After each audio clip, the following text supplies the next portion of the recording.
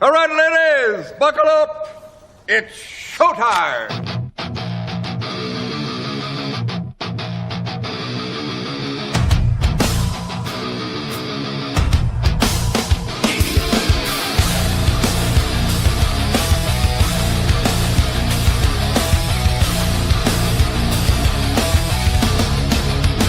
You gave me your loving, and I fell from grace. And boom. Good morning, everybody.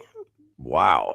Copperhead Road Podcast live on Rumble, live on YouTube, live on Kick, live on this, live on that, live up, live down, live to the left, live to the right. I'm your boy Footer. My man Rex is back there. Got Jen over here next to me on the glass. And yeah, we're pretty much ready to rock and roll here today. You know, Sunday mornings for us. Yes, sure. Have we been here on Sunday mornings lately? We may have been, but it's a little out of character for us. Not really, but a little bit. Trying to get used to it. You know, I don't really have much pep in my step in the morning. You know, my brain doesn't flow yet. But yeah.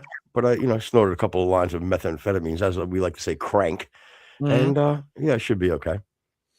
Now, do you think that the fact that you're having a hard time in the morning has to do with the fact that you're part Sicilian with the Moors and everything? You know, being part black. You know what? First of all, it's funny you should say that. I'm white, just for the record. And if I was black, so be it. But I'm not. And my girlfriend constantly, and has since I've known her, tells me that I'm not white. They just I'll say something, I'll be like, well, yeah, I'm a white person. So she's, yeah, you're not white. I'm like, kind of am. So what is she basing this on? Because you're tan. I think the Italian thing, and I think that growing up in Florida and dealing with like real white people, kind of, you know what I'm saying? When you're like a New York Italian, I think they think you're a little different than a white guy. God, I never really placed her as like being like overtly racist, but I can't place it anywhere else other than that being the case. Like she's excluding you because you're not white. Like, dude, I'm sorry, you're in cahoots with a racist. Yeah, that's funny. Yeah, no, she's definitely not. I'll tell you one thing though, fucking lately, dude, we have a lot of fun. Like when we go out now to like, just like little restaurants or even to the store. Like we're in this thing right now where we like do shit to like fuck with each other, So like, again, everything from like hacky, like something you see like on TikTok or something, you know what I mean? Yeah. Where like every time like if the waitress comes, like I'll like ask permission, like, I'll be like, I'll order my food and I'll be like, hey, hold on a second. Let's say the waitress, I go, wait 1 second. And I go, do you think it's okay, like, if I don't get a salad and I just maybe get the fries? You know what I mean? Like, I'll do little things like that. You know what I mean? Like she's controlling me and shit. Yeah. Well, Jen and I kind of do the same thing. We'll be in a store or something, and she'll take the cart and she'll kind of hit me with the cart a little bit, and then I'll just say, "Bitch, you ruined my life." I'm just writing. We're gonna see this. I just wrote. I wrote to Deb. I wrote. We are talking about you on show. Morning, VG. But yeah, we're doing little things like that, or like we were walking around the store yet last night. I couldn't find her, so I was just all of a sudden I was just like, I just started yelling, you know what I mean, her name throughout the store. And then, her yesterday was going, like she did something and she was in the middle of eating, and I said something, she was like, what? Something like that, 'cause she had a mouthful. So I'm like, I like looked at him like, really? I was like, you're going like, what? Or whatever. And all of a sudden she leans in, she's like going, like making fucking noises in the restaurant. It's so funny. Funny. What's up? What's up, VG? It's nice to see that you're both happy and back on drugs. Your ass. How's everything with you? Things over here, things pretty good. We got our daughter back from camp yesterday. She was super excited, and it was the same thing even last year. She was miserable the first couple of days, and then when we're on our way home, like, do you want to do this next year? Yes. Okay, well, so we have to lock in for another $3,000 next year. But this is, I think, going to be her last year at this particular camp, coming up. So she'll kind of be the big dogs there. So I'm hoping that she has a full week of fun this time. And again, I was even telling Jen, I said, it's not even the fact that she's sleeping alone or in a different place or around strangers or whatever. I'm like, she's having physical withdrawals from sleeping in late, the food that she eats, her phone, the computer, watching TV, like it's routine. Yeah, the routine is throwing her for a loop. Well, we were saying last time, I think it was maybe after the show, that there is that age, like even like with my girls when they were going to camp, once they got to the age probably where your daughter's at right now, it's like you don't like you're at that perfect age where like you could be the counselor, but you can also you know what I'm saying, but you're so you don't know who to relate to, you know what I mean, you're caught in that middle age, you know what I mean. She had even said that. She said that there was a couple of times where she ended up sitting at a picnic table with like two of the counselors that she had last year, and she had actually taken, because it's an arts camp, and it's digital art, regular art, jewelry art, yoga, dancing, singing, acting. I know acting lessons, singing lessons, dancing lessons. God, she was the best piece of ass I've ever had, and I've had them all over the world. Talking about my daughter, could you not say best? No, I'm not. I'm doing. Wait, you know what? Cut the show. I'm out. I'm not gonna do this anymore. You fucking sensitive fucking. I almost said the word, but I love your wife. I'm not gonna say it. Enough is enough. God. So anyway, she did acting. Oh, you say you wanted my daughter for whatever. She did acting, and there was another thing that kind of threw us for a loop. What was the other? Archery. Well, she did archery too, but there was another. I thought Jen yelled parquet, like the parquet. I thought you were doing it. Pickleball. What's that called? Parquet. Where you like jump from the bench like against the tree and then jump. Parkour. I think that's what Jen said. Parkour. Well, my daughter's been doing a lot of parkour lately. Really? But she did acting and pickleball. And when she even said, she's like, I'd like to do those. I'm kind of like, I didn't really expect it. But she really enjoyed the pickleball. She said that the acting was kind of mid because there wasn't a lot of people in her class. Yeah. Pickleball is great. Yeah. Again, I don't fully understand it's like it's like have it like life-size ping pong, if that helps. Okay, because that was like tennis for slow kids. So no, it's not easy. It's actually, I would say it's a little harder because it's so fast paced. I'm sorry, did you say it's harder than tennis? Yeah, because it's so fast paced.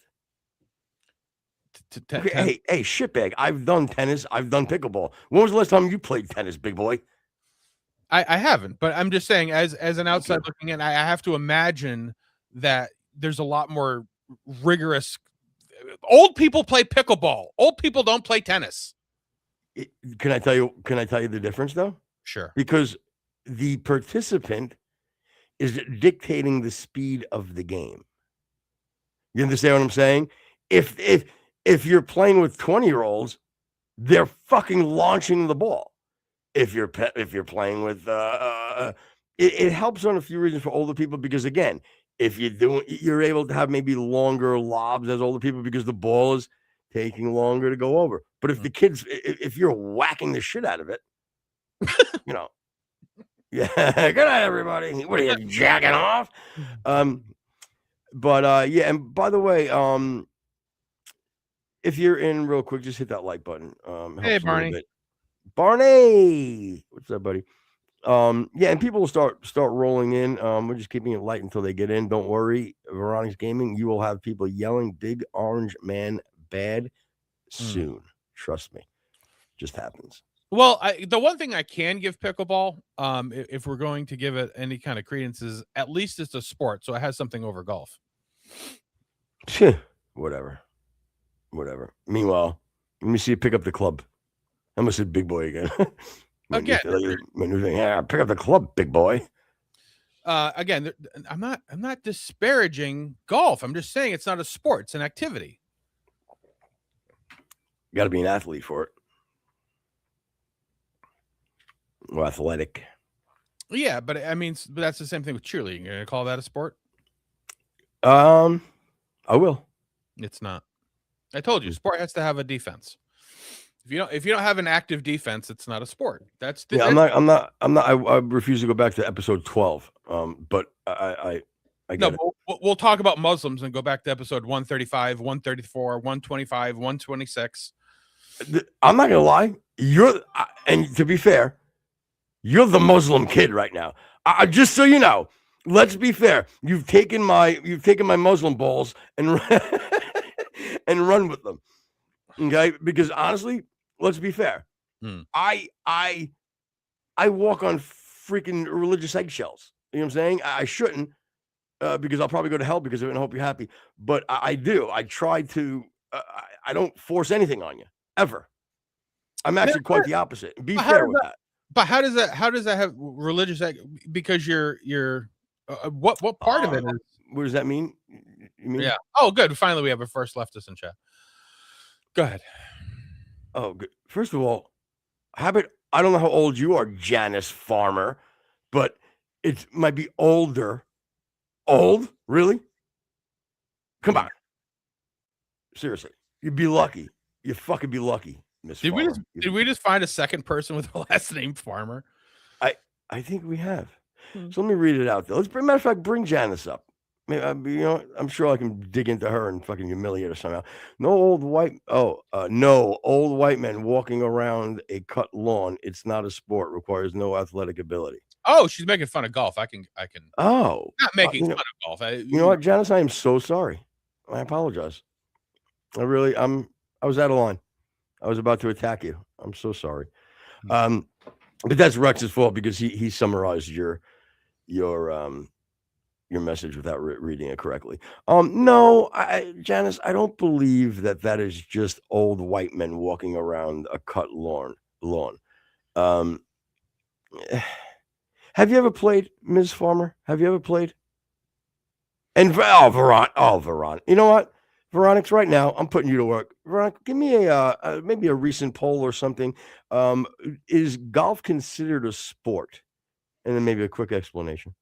I appreciate it. But again, I like to have again, I know you don't want to get into this, but it is a point of discrepancy. Like, what defines a sport? Well, let's go there. That's what Veronica's is going to do. We'll go with what defines a sport first of all, and then we'll go into stats and what people. By the way, everybody, this is fourth mic is Veronica's Gaming. He's our guy, so make sure you check him out, help him out. Chad in chat says, "I am a leftist. What qualifies me as unhinged? I don't think you're unhinged. And it depends on what you're qualifying yourself as a leftist for. Exactly. Yeah, I would say professionals hold on. What did he say? He also, Chad, is talking about, actually, let's go to Janice. Janice said, yes, I've played. It's boring. I'd rather play volleyball or softball. Janice, you're right up my alley with my girls. My girls play both, and I do love both of those sports. So I can't beat you up for that. But golf, I'm telling you, I play with my girl. She loves it. My parents, older people, they love it. So it's got a little bit for everybody. Yeah, which definitely doesn't help with sports thing. But again, like I'm not saying that it doesn't take skill, it doesn't take talent. You have to work at it. I'm not saying it's not fun if you enjoy it. I've played a couple of times. I enjoy it. In order for me to parse these things out in my head, a sport. But I've already answered your question about the defense thing. Do you want me to say it again? Okay, tell me what the active defense is in golf. Oh, okay. You ready? Yes. The water to your left or to your right, if there is any, the sand traps. The greens are fast. The greens are slow. The pin is put in different spots. The tee boxes are moved. Pardon? But that's not active defense. That is active defense. Every morning they change the course. Incorrect, sir. That's like saying that the green monster is active defense. It's not. I'm saying they don't shorten it the day before. the people you're playing have to participate in some kind of defense. Now you've moved the goalpost. No, now you've moved the goalpost. Active defense. Defense is not the field of play, and it's certainly not active defense. You know what? Can we have some comments on this? As far as, look, even if you don't, am I not right that the course, where there's sand traps, different bunkers, different hazards, that is defense. It's not. That is a defensive play on the course. No, defense is a participatory act among your competitors. Yes, it is a competition. You're right. But now you are just throwing in that defense has to be with someone you're against. Of course it is. You're against you play, but shitbag, you play the course. You don't. You're playing against the course. You're not really basically. You're not playing against the person you're playing with per se. You're playing against the course. So you can't say that there's no defense. So Chad said, is track not a sport? Correct. It is an activity. It's a competition. That's why they call it a track competition. Okay, but yet you're going to tell me that there's no defensive plays that the runner next to you can do to cause you to not do as well? I'll run right in your drift. What are you, crazy? I think you mean draft, but again, you have to, again, this is unless you have a better definition of a sport, which I'd love to hear. I gave you one. No, you didn't. You just said anybody that's fucking out in the field and the field changes, it's a fucking sport. That's not it. No, you said defense. I said, okay, I'll give you defense. But that's not defense. And I did say active defense. Even if you were going to say those are defense, those would be passive defenses, which I'm not even conceding the fact that it's a defense. You're an insane person. You're an insane person. That's it. Barney Bell, I will say I understand your point of horseshoes, but there is a defense. So I would consider. Where's the defense in that? Was the guy tackling you when you fucking throw the shoe? No, you can throw the shoe and knock the other guy's horseshoe off of a lean. Okay, maybe my ball will hit your ball, knock it right out of the way. You're right by the hole, next thing you know, boop. That's not a. And again, different pin placement where the flag is. If the green, let's say the greens are a little bit hilly, right, and they roll left. So the pin doing that. Pardon? So your opponent is moving the pin. The opponent is the course, the guy who's running the course at that day. It changes. No, your opponent is who you're playing against. The course is your opponent. You actually have two opponents in golf. Makes it harder. Good night, everybody. Thank you. Win footer. W footer in chat, everybody. W footer. Matter of fact, I'm in chat. I'll put it myself. Put a W there. That's fine. W footsie. I somehow think somebody's going to put L footer right after that. Oh, well, I'm sure when you're married to the one that has some control of that, sure. Hell yeah. W. Oh, look at this. W footsie bear from Footer K1. God, look at him. He's handsome. And obviously witty and smart. So Chad says a sport is an organized competitive activity requiring physical skill and exertion, governed by rules to determine a winner. Okay, is that from the fucking Chad Webster dictionary? Or is that from did he pull that from? It sounds very organized where he pulled the definition from somewhere. Well, again, you should like this because again, that would have golf fall into. But again, this also would imply that cheerleading is a sport. Do you believe cheerleading is a sport? I'm going to go with the heavy chat with this one. I'm going to go with golf is a sport. This is from Veronic's Gaming. Golf is a sport. That doesn't mean it's fun to watch. You know what? I don't love watching it. I don't. Playing it for sure. Every once in a while, do I watch or do I want to watch like a good shot happen? Sure. And another thing is there's things that like you can do in golf that keep you going. Like you may get lucky and do something that a pro can do. It's very rare you're just going to step up, in batting practice and hit one out of the park. Yeah, because one's a sport and one isn't. Okay, no, you're missing the. I know. You know what? You want to twist my words. You're like the devil. Yeah, you're basically the devil. You're manipulating my words. Fishing is a sport. Lumberjack is a sport. Log rolling is log rolling is a sport because you do have a defense. Oh, what's the defense? Because you have two people on a log and you can spin the other guy off. You're defending yourself. I think they work together. Again, now you're talking about your team. How are they working together? You're trying to get the other guy off. Whoa. Yeah. Was you jacking him off? It's Sunday. It's Lord's Day, Footer. Can you All right. reel it in a little bit? I don't want you having a big debate with fucking Karen again on Spotify. What do you? Oh yeah. Oh, No. whatever. It's Karen. We all know. Yeah, exactly. There's no debate. She caught me. I saw it, and I gave her the real answer. And then later on, you're like, what are you doing? I'm like, what? You're like, why are you like giving her like real, like, why are you being like genuine? Don't do that. You're gonna ruin the vibe. But I did. I gave her like the real. Do you want to tell? Should I talk about it? You want to say what? Yeah, sure. I will preface, I had no problem with your answer. I thought it was well thought out. I thought it was from your heart, and I think that it's exactly how you feel.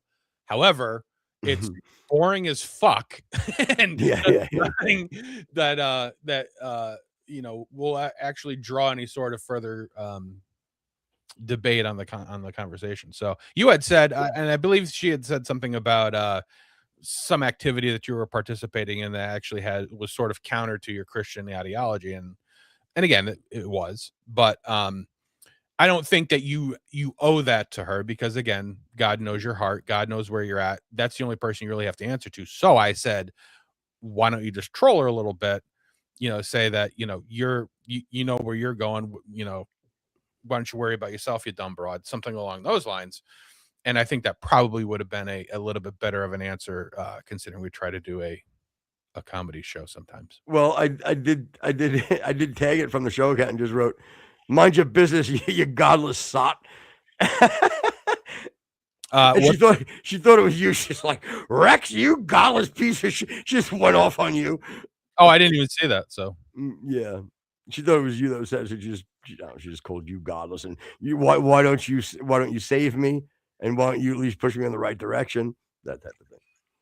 Yeah, again, I think you're on a fine path. I think you're finding your way, and considering that fucking car wreck that you were, I think you're in a better place. That's you know what? That's true. That's true. Very, very, very broken. But again, people find things in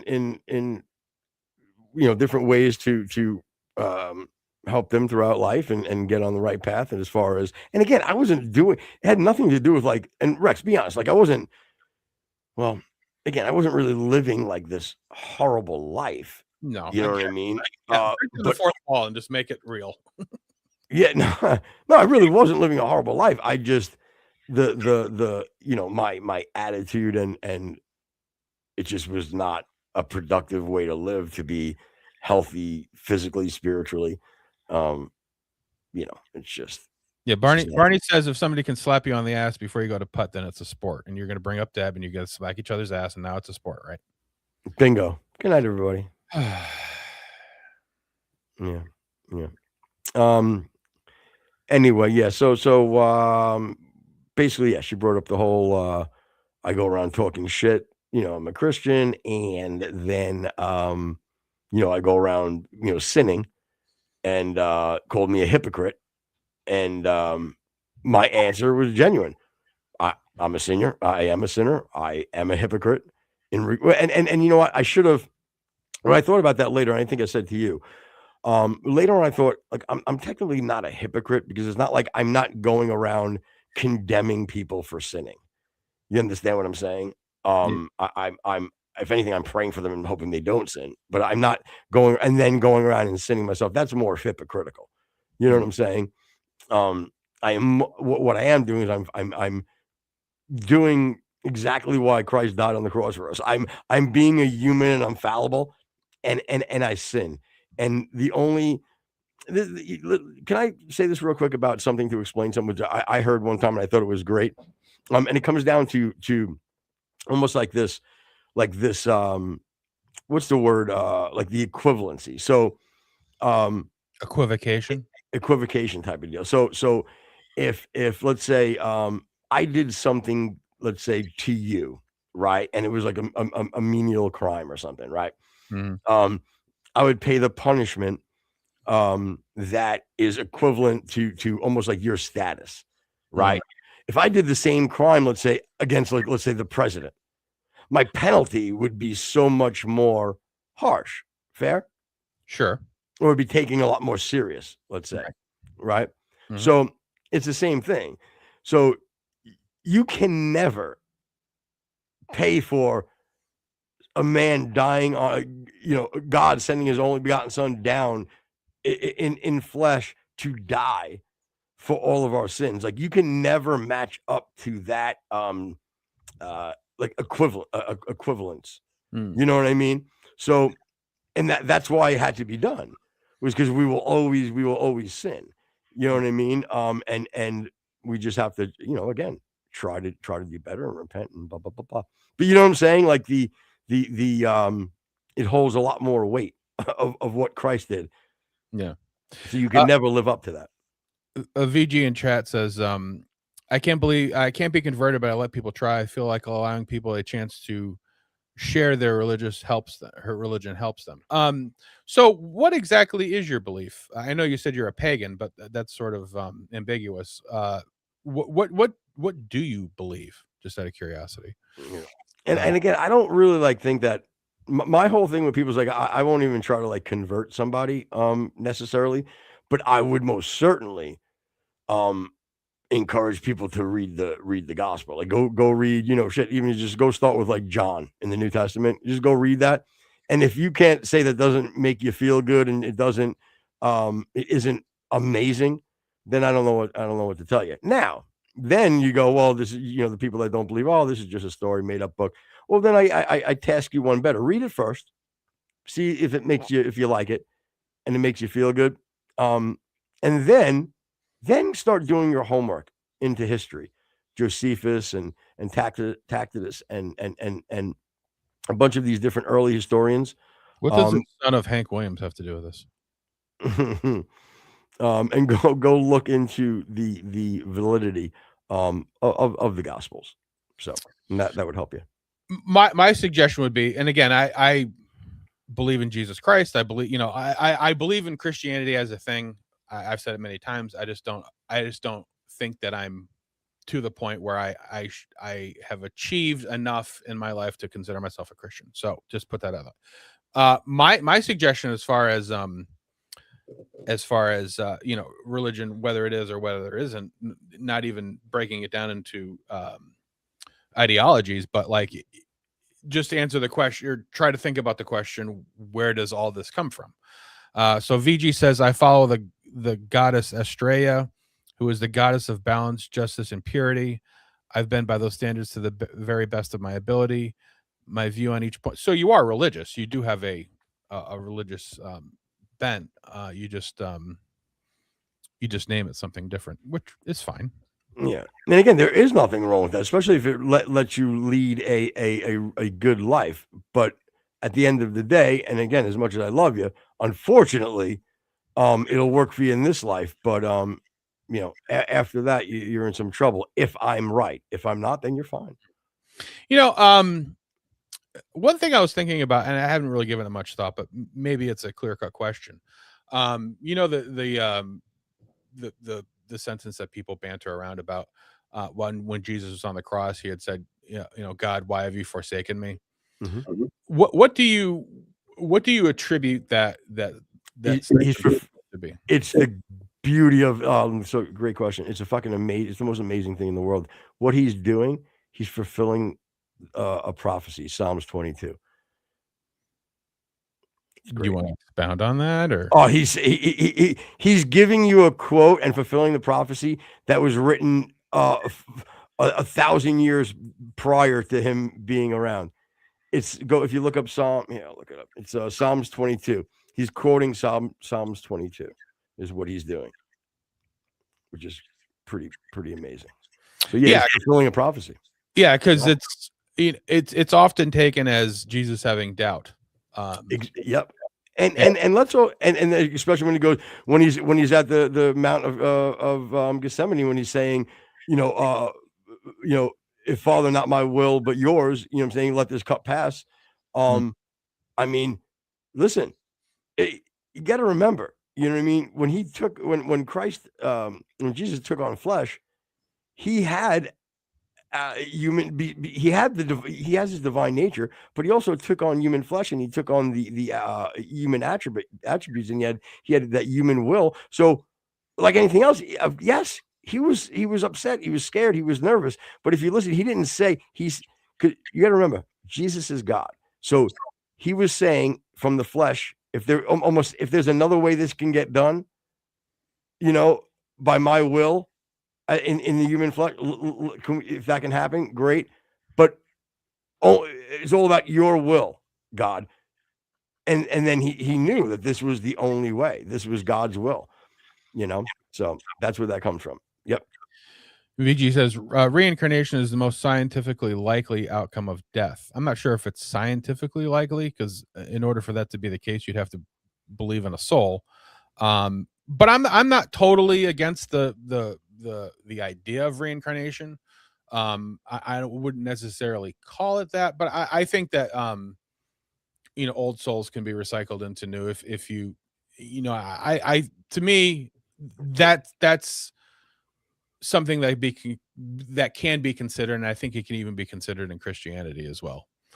And then just so you know, the quotes, Psalms 22 verse 1, my God, why have you forsaken me? Why are you so far from saving me, so far from my cries of anguish? So he was fulfilling the prophecy that was written 1,000 years prior to him existing on with man, I should say. God always existed, Jesus always existed, because Jesus, remember, he was always with God, outside of time and space as the Word. Okay. So there again, Jen found a couple of real doozies as far as clips to go. And there was one that had came up, and I had looked at this one in particular because how sometimes you can just look at somebody and it's almost like the Devil's Advocate, the movie. Like you can see the evil in them, just because of either how they've decided to live their life, they've become hardened, and there are some people, and the video that we're going to bring up is of I believe of a trans. It's hard to say. I can't tell if it's just a man in drag or somebody who believes that he is a woman. But there are several points in this video that you can see evil. You can see the demon. And I'm hoping that Footer can point it out. So the overall arching point of the story is that the individual who's taping, who by and large, by some accounts, is not in God's good grace either, because he does seem to do a little bit of taunting, but seems to be outside of like a carnival. And Jen can correct me if I'm wrong. But looks like it's outside of some kind of an activity or a place where kids are playing. And it looks to me that this car drives up and down and is kind of cruising the place a little bit. And the individual gets out of the car and confronts the guy who's videotaping. And it doesn't end well for the perpetrator, but this another left-right redneck debate, nothing in between, just like your typical American's ears. Ooh, I'm going to get back to you, Mr. or Mrs. Robertson. Yeah, he won't hang around. He's scared. He'll say that and run to another chat and try to troll. He won't wait for you to respond. Yeah, typically they'll do that. So anyway, here's how the incident queer went out. Videotaping me? Yeah. Why? You just stopped in front of me. Are you a creep? Yeah, try it. No. You fuck with little kids? No. Why would you automatically go to that weird shit? I asked you a question. And I don't that's owe the you first- answers. Yeah, you do, because No, if you I fuck with fucking little don't. kids, I'll fuck you up I right don't here. fuck with little kids. I don't give a shit about little kids. Are you a little kid? I was at one time. Well, you're not now. You just act like a child. Fuck you. Bitch, Go do away. something. No, Boy, you're Touch a fucking me. coward. I am. Yeah, you sit there and videotape me, but you won't do shit. You ain't got a man in your family. You're like I weirdo. was looking for something. Okay. Yeah. You know how many other times you were recorded driving down the road? The fuck are you talking about? Yeah, I drive down the fucking road. And I there's go cameras places. everywhere. Yeah, there's fucking Do you cameras jump out and everywhere. act like a psycho with them too? Can you pause that? I can. It's 2026. Who the hell's wearing a shawl? But like you can see, do you understand what I'm saying, Footer? By looking at his face, I most certainly do. There and you're 100% right. I've seen this on other videos. You can see the demon almost manifesting in her face. Watch her face contort. Watch how watch the blackened eyes, the deep set. You know what I'm saying? Again, could be the horrible makeup of a transsexual, but regardless, look, it's real. These people, and I don't mean these people meaning transgender. I mean people that encompass evil. yeah. Look at their face. It contorts. It changes. Yeah, and we can just back it up a little bit, where he had said, she's like, or he, whoa, geez, where they had said, I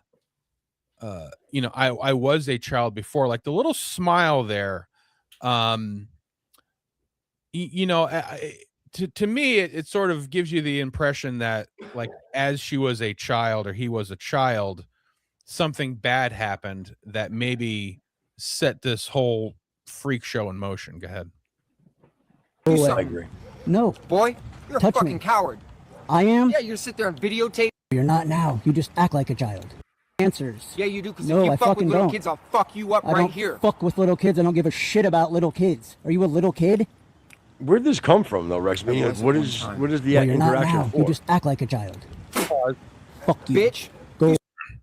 I thought I had kind of laid it out pretty well before, but there's a child, some kind of you can see like the colorful thing going on. There's some kind of an event where there's children in the back, and this individual in the beautiful crocheted shawl is driving up and down the road. So this guy starts videotaping this individual slowly driving up and down the road, and then this person decides to confront this individual videotaping, slides into the parking lot, gets out of the car, and then that's where the confrontation starts.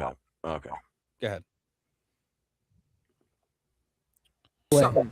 No, Boy, you're a Touch fucking me. coward. I am. Yeah, you sit there and videotape me, but you won't do shit. You ain't got a man in your family. You're like weirdo. I was looking for something. Okay. Yeah. You know how many other times you were recorded driving down the road? The fuck are you talking about? Yeah, I drive down the fucking road. And I there's go cameras places. everywhere. Yeah, there's fucking Do you cameras jump out and everywhere. act like a psycho with them too? I can. Okay. Get the fuck out. Pepper What? spray. What are you the gonna do, boy? Oh, pepper spray the fuck out of Oh, you. you're a fucking Get your bitch. stupid fucking ass back. Shut the fuck up. Get you the cunt. fuck back. That'll just piss me off. I'll grab my shit. You won't right do now. fucking shit. I'll grab my Get shit. the fuck back. Oh, that's a dude. Fucking idiot. I'm sorry, you took me this long to Jesus figure that out. Christ. Well, I just looking. You're gonna put a helmet on? Fuck. It's backwards, Wait, dumb let me shit. spray me, you fuck. Go mind your business. Fucking go away and mind your business. Get my shit. Go away. Go away. What's up? You're gonna threaten me with a fucking taser? Are you stupid? Get the fuck back. I ain't gonna lie. That's a pretty good move. Because you're fucking Yeah. coming up at me For aggressive, real. you dummy. You're trying to fucking attack me. Of course I'm gonna I self-defend didn't myself. attack you. I'm trying to get you to fight like a man. Go away. Well, I feel like a I man. don't want shit to do with you. You're unstable and fucking weird. Go home. Yeah, I mean, you're yelling. You have Go little home. boobies. Why are you yelling? Go home. Go Fucking home. lame. Go fucking where I cry just somewhere came else. from. I don't give a I shit. just gotta have my fucking phone I stolen. don't fucking all care. kinds of shit. I don't fucking care. Bitch. Get the fuck away from me. Get the fuck away from me. Fucking punk. Get the fuck. I'm gonna Fuck get you you. with more. Get the fuck out of here. I fucking told you 10 times. Fuck. I fucking told you 10 times. Didn't I?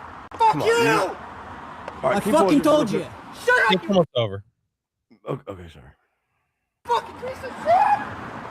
Ah, Fucking come at me with a taser? You out of your fucking mind? fuck. All right, go ahead. I mean, even that, like, look at her reaction.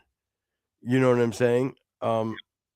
Like she's she's unhinged, unrelated to her mental issue. You know what I'm saying? As far as dressing like a woman, you know, like there's her reaction is that's not a normal reaction. No. And Brenda Create says real quick, you provoke people for views. I'm assuming you're gonna mean the guy with the camera, because I don't, you know, who are we provoking? You know?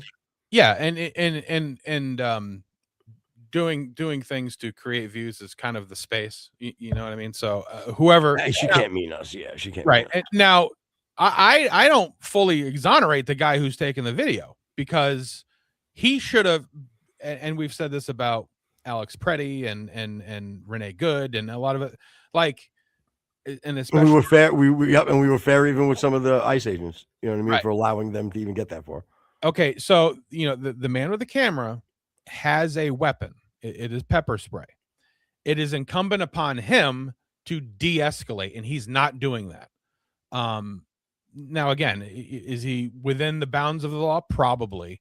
But let's find out. Let's find out if he's on the law from Veronica's Gaming. Sure. Give us the run us the. I kind of think I know it, but kind of run us through. So where do you think this stands legally, Veronica's? Oh, okay. That's what. Yeah, she means the guy. It's not right to video people to trigger them, so you get views. Here's the problem, though, Brenda. Once you start stifling people from videotaping in public spaces, because by law you can. Because I'm the same. Like when they do like those audits and stuff, when people go around doing like this First Amendment audits, some of them don't do it right at all. You know what I mean? I think that they are provoking, and of course it's for views. But I think the onus is on the person that is.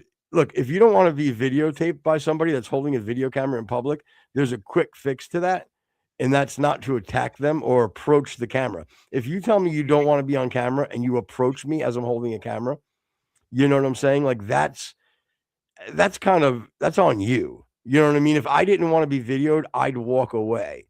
If they followed me, now you're dealing with something different. Now you're almost dealing with a harassment issue. You see what I'm saying, Brenda? So again, you have to be fair to both parties. Yeah, I mean the guy was obviously fishing and hooked a big one here, but again, he because he has a weapon on him, and again, just so happens that the other person also had a taser and a helmet. Once the person came up to him and started freaking out, he should have stopped video, or at least said, all right, I'm sorry. He should have de-escalated because he has a weapon. He should have de-escalated anyway, because there's no reason to be an asshole. However, the other person got every fucking bit of what they deserved for continuing to push, even though he knew that the other person had pepper spray. You're an idiot for keeping to go. Yeah. What did Veronica say? I'll bring it up. I disagree. He was assaulted the moment he got within arm's distance in an aggressive manner. Also, attempts to stand down were made. The only thing I disagreed with was presenting the weapon. Okay, so he pulled out the pepper spray a little early, maybe. Yeah. Brenda says they put their cameras on a stick and peek over fences. Again, if you're peeking into, you gotta understand the rule, though. You know what I mean? The rule is anything that I can see with my eyes in public and from a public space, I can videotape. So even if I'm in front of your home, let's say on the street, and I'm videotaping, right? And even if you have, let's say you have a big bay glass window in the front, and I'm zooming in and getting into your home, I'm 99.9% sure that the onus is on you to close the shades. Because that's what and place. Yeah, yeah, exactly. But I because again, it's anything you can see in public with your own eyes. If you're videotaping it, it's legal. And the onus, you in public, you do not have the expectation of privacy. You know what I'm saying? You need to understand that. So, and BC says, I understand what you say. If you deliberately provoke someone, I kind of think you're a part of the problem. Without a doubt, part of the problem. But I don't know if legally that's going to help. What if you're in your backyard and it's your children? Again, if you have a privacy fence and they are going over the privacy fence with like a stick or something, I would think that you have a pretty good case against them for infringing on your privacy.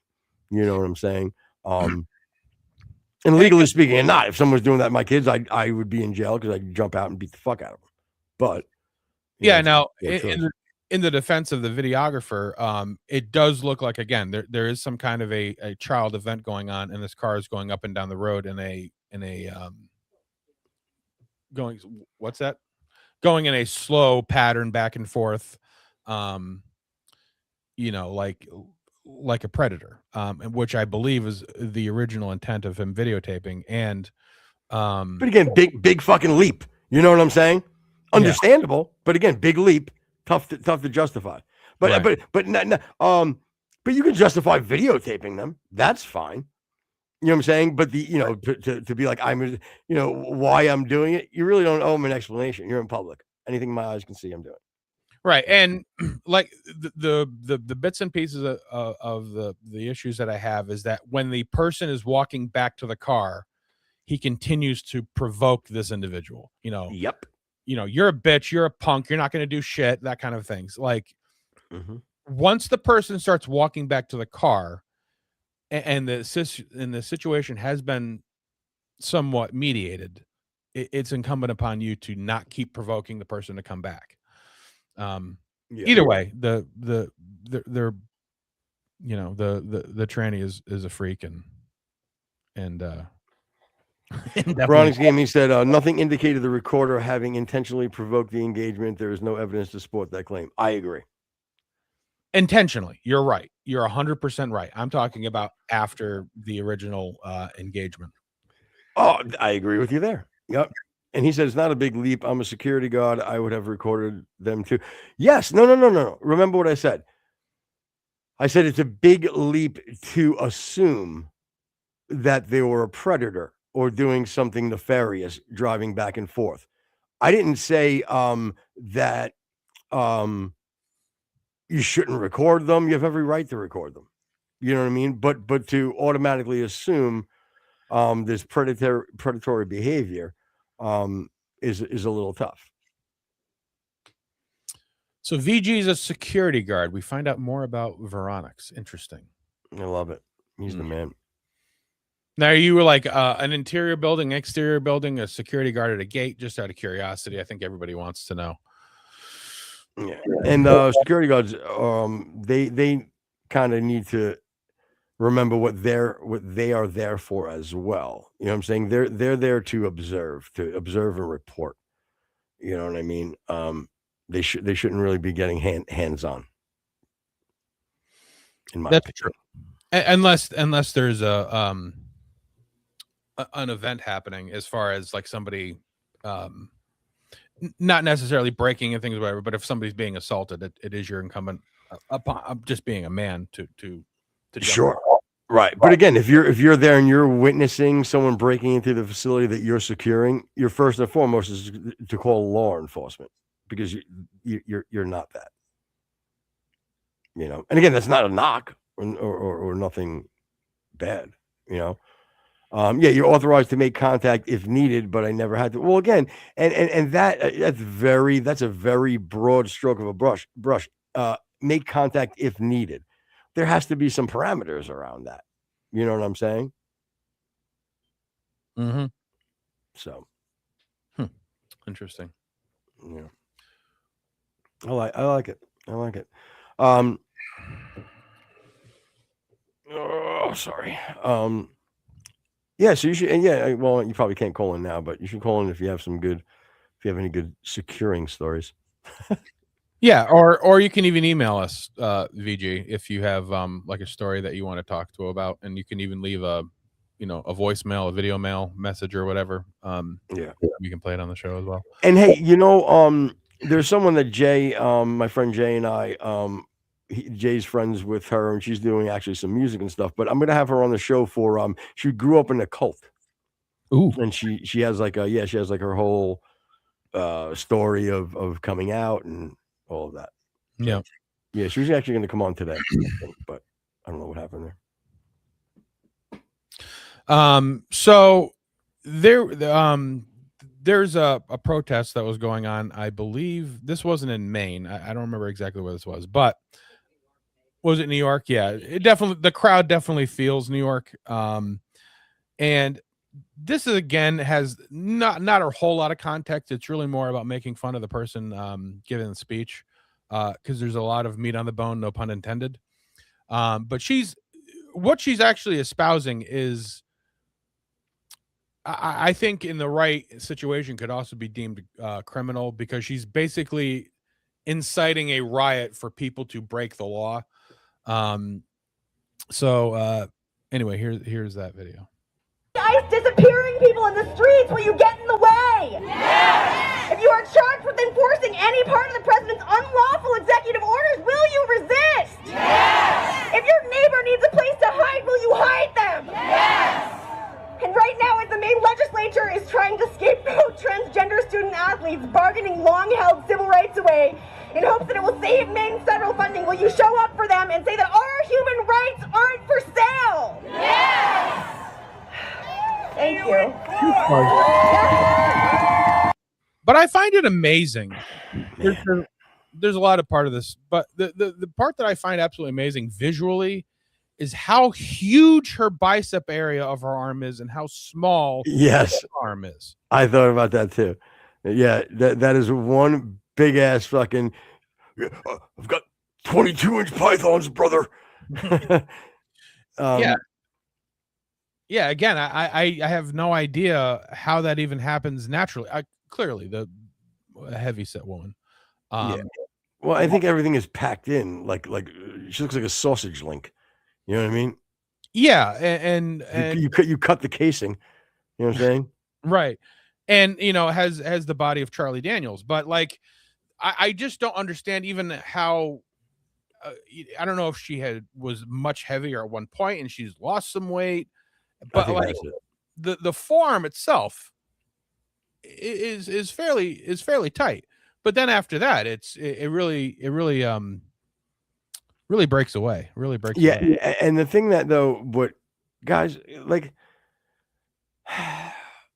and I could 100% be wrong here, okay, but and maybe it's just that they don't come across my feed much, but I don't usually see right wing activism being represented in that way. It's very over dramatic. It's very it does seem mentally what's the word I'm like there's some she's mentally compromised, and a lot of these people are too. First of all, my opinion, because of your haircut, the way you're dressed, all of those things. But let me try to for a minute be I'll blame that on oldie man foots, right? Like why do they have to just look a certain way and fit a certain optically you should have some sort of wherewithal. But let me go with you're talking to mechanics, you dress like a mechanic type of deal. Okay. I'll grant you that.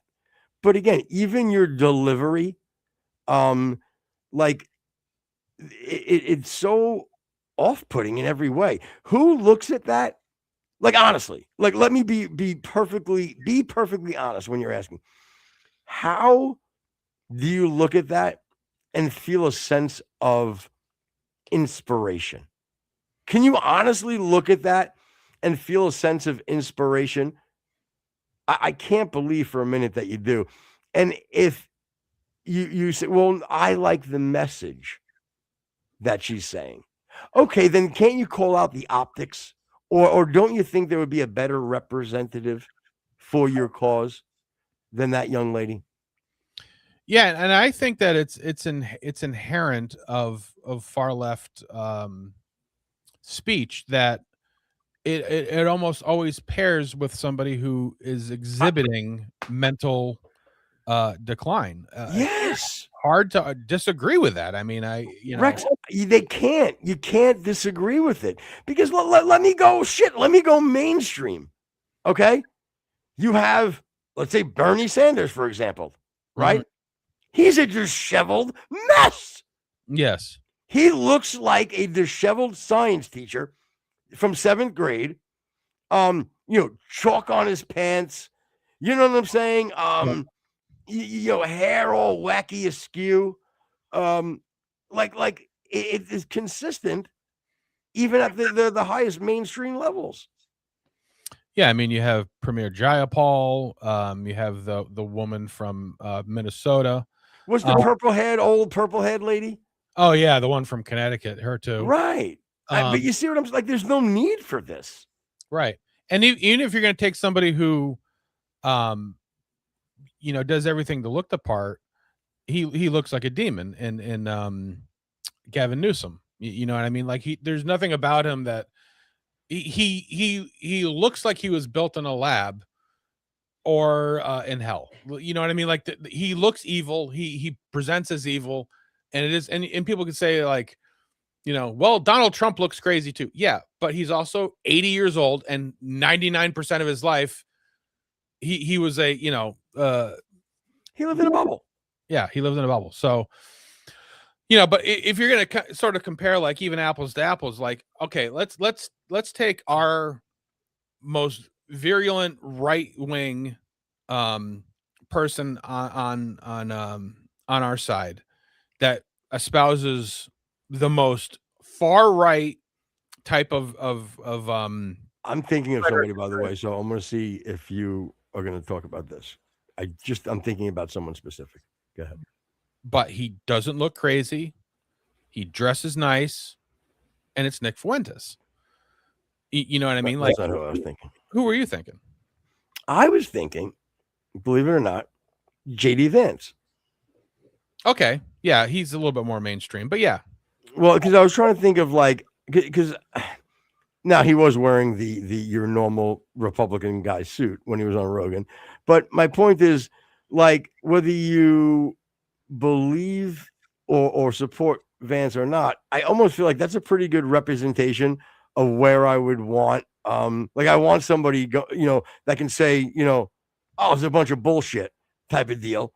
You know what I'm saying? But articulate an argument. You know what I'm saying? But show the pie in the sky weirdness as well. You know what I'm saying? Like but like there's a way to do it. You know what I'm saying? And I think the left keeps missing when you have these whack jobs representing your views. Did you say something about whack jobs representing your views? Yeah. Go ahead, Jen. Get out of chat. Pay attention. Stop flirting with Barney. Maron. You can't even say Maron right, and you're Italian. Maron. Just play one of the fucking videos, woman. With the trans community, like we're being dehumanized. Great. They say that we want to hurt people. I don't want to hurt anybody. I just want to use the bathroom.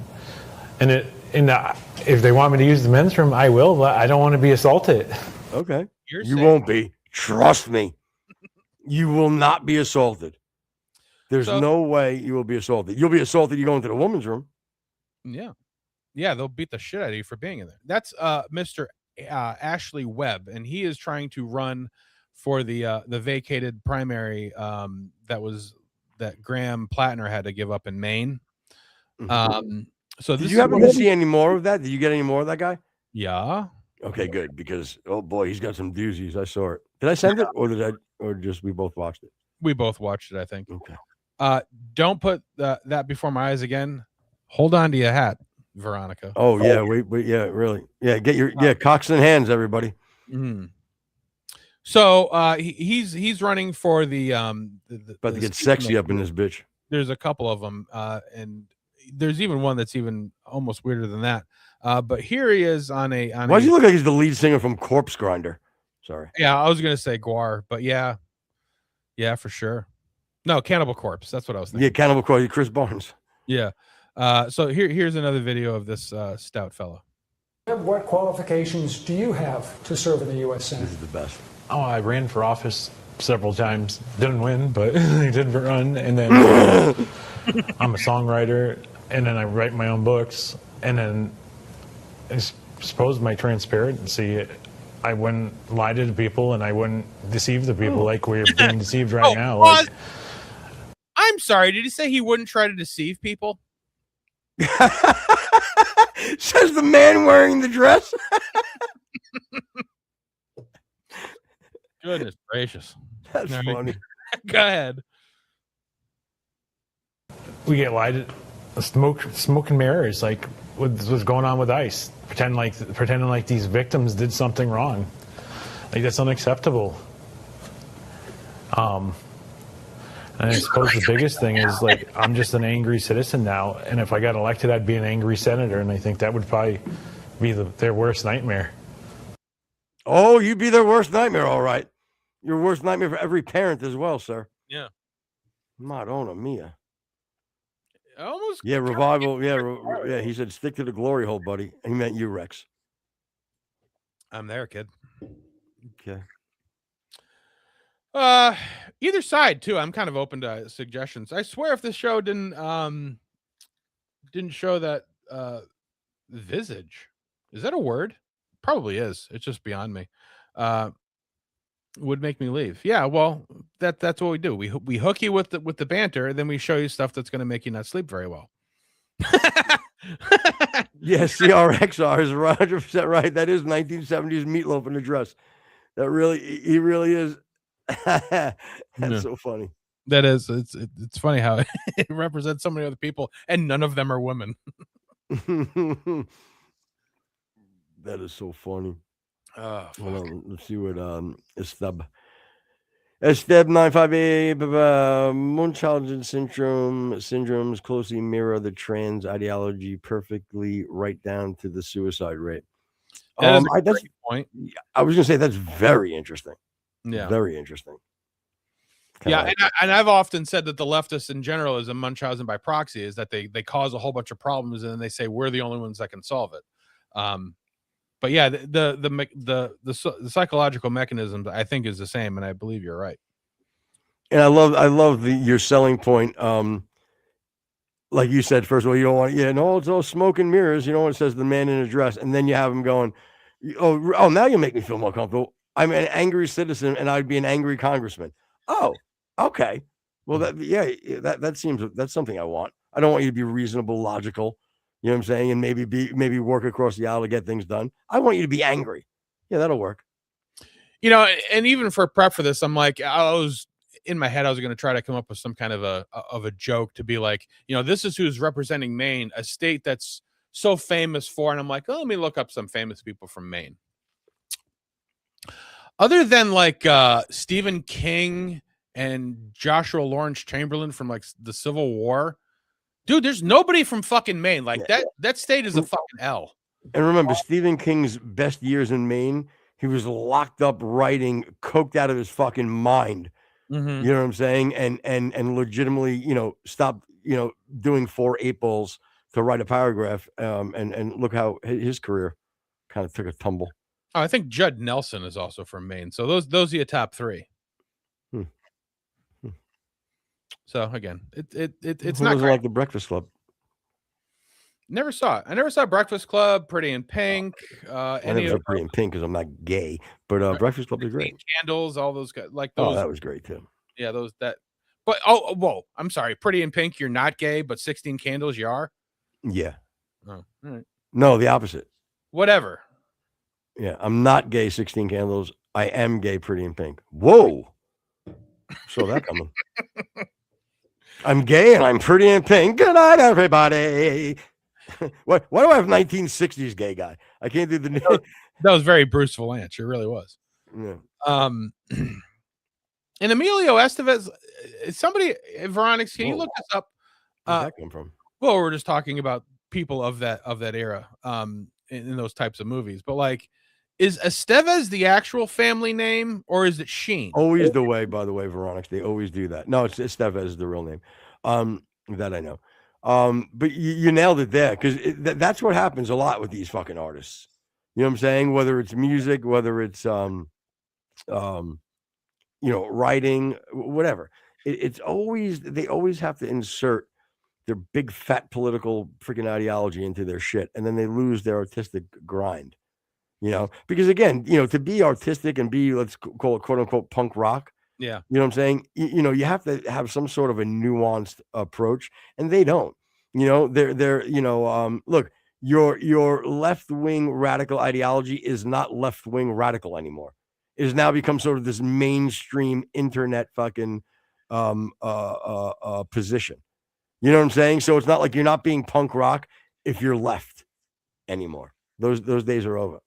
You know, and speaking of Stephen King, and Jen brings it up in chat, Gerald. I'm going to pee but I can hear you. All right. So Gerald's Game was a not so famous book, but definitely a book. But you can also apply this to Misery, It, The Green Mile, Shawshank Redemption, other things that Stephen King wrote, where he just inserted, pardon the pun, inserted ridiculously overt sexual deviance where it wasn't needed. In Gerald's Game, you know, the woman who's in the bed, I'll just give you a kind of a brief thing. This woman and her husband go to like this cabin in Maine or whatever, and they're into kinky stuff. She ends up being handcuffed to the bed. Then the husband dies with the door open and things happen or whatever. But like she starts recalling times when she was a kid and her dad had her on her lap and weird things happened. Again, not needed. You know, in the book, It, the only way they could get rid of the demon is if all of the guys had sex with Beverly. You know, in Shawshank, you know, Andy gets raped again. Like there was a lot of stuff that just doesn't need to be in there, but he shoehorned a lot of this stuff into his book because he's a sexual deviant. So Veronica says, I've decided to try to ignore people that like that and try to keep viewing them for what they do. I think Pedro Pascal is a very good actor, for instance. And if I had saw anything like past like 2019, I'd probably know who Pedro Pascal is. Yeah, I have no idea who that is. I still don't know who Timothy Chalamet is, and I keep seeing his name pop everywhere. Well, I know him for the sexiness factor. So. Oh, okay. Again, yeah. I choose not to be in tune with a lot of these things. Yeah, do me a favor, everybody, if you can, just hit that like button. It helps the algorithm, helps you guys get people in here, and we could you guys can fight and argue with each other. It's a lot of fun. Yeah. So there was another story about a gay cruise ship. I'll go ahead and let everybody unbuckle. I'll be there. I assumed you were there already. That was taking a European trip, and I believe, and again, I believe everybody had flown to the UK, and then it was going to go sort of the route through the Mediterranean, you know, stop in Italy and Greece, of course. Why would they not stop in Greece? And let me pause you for a minute too. Like, this is the sad thing, and I'd like to hear the pushback against this. Okay, gay cruise. Okay, yeah. Right? Are you going to tell me that there's not going to be more sexual debauchery going on in that cruise than there would be a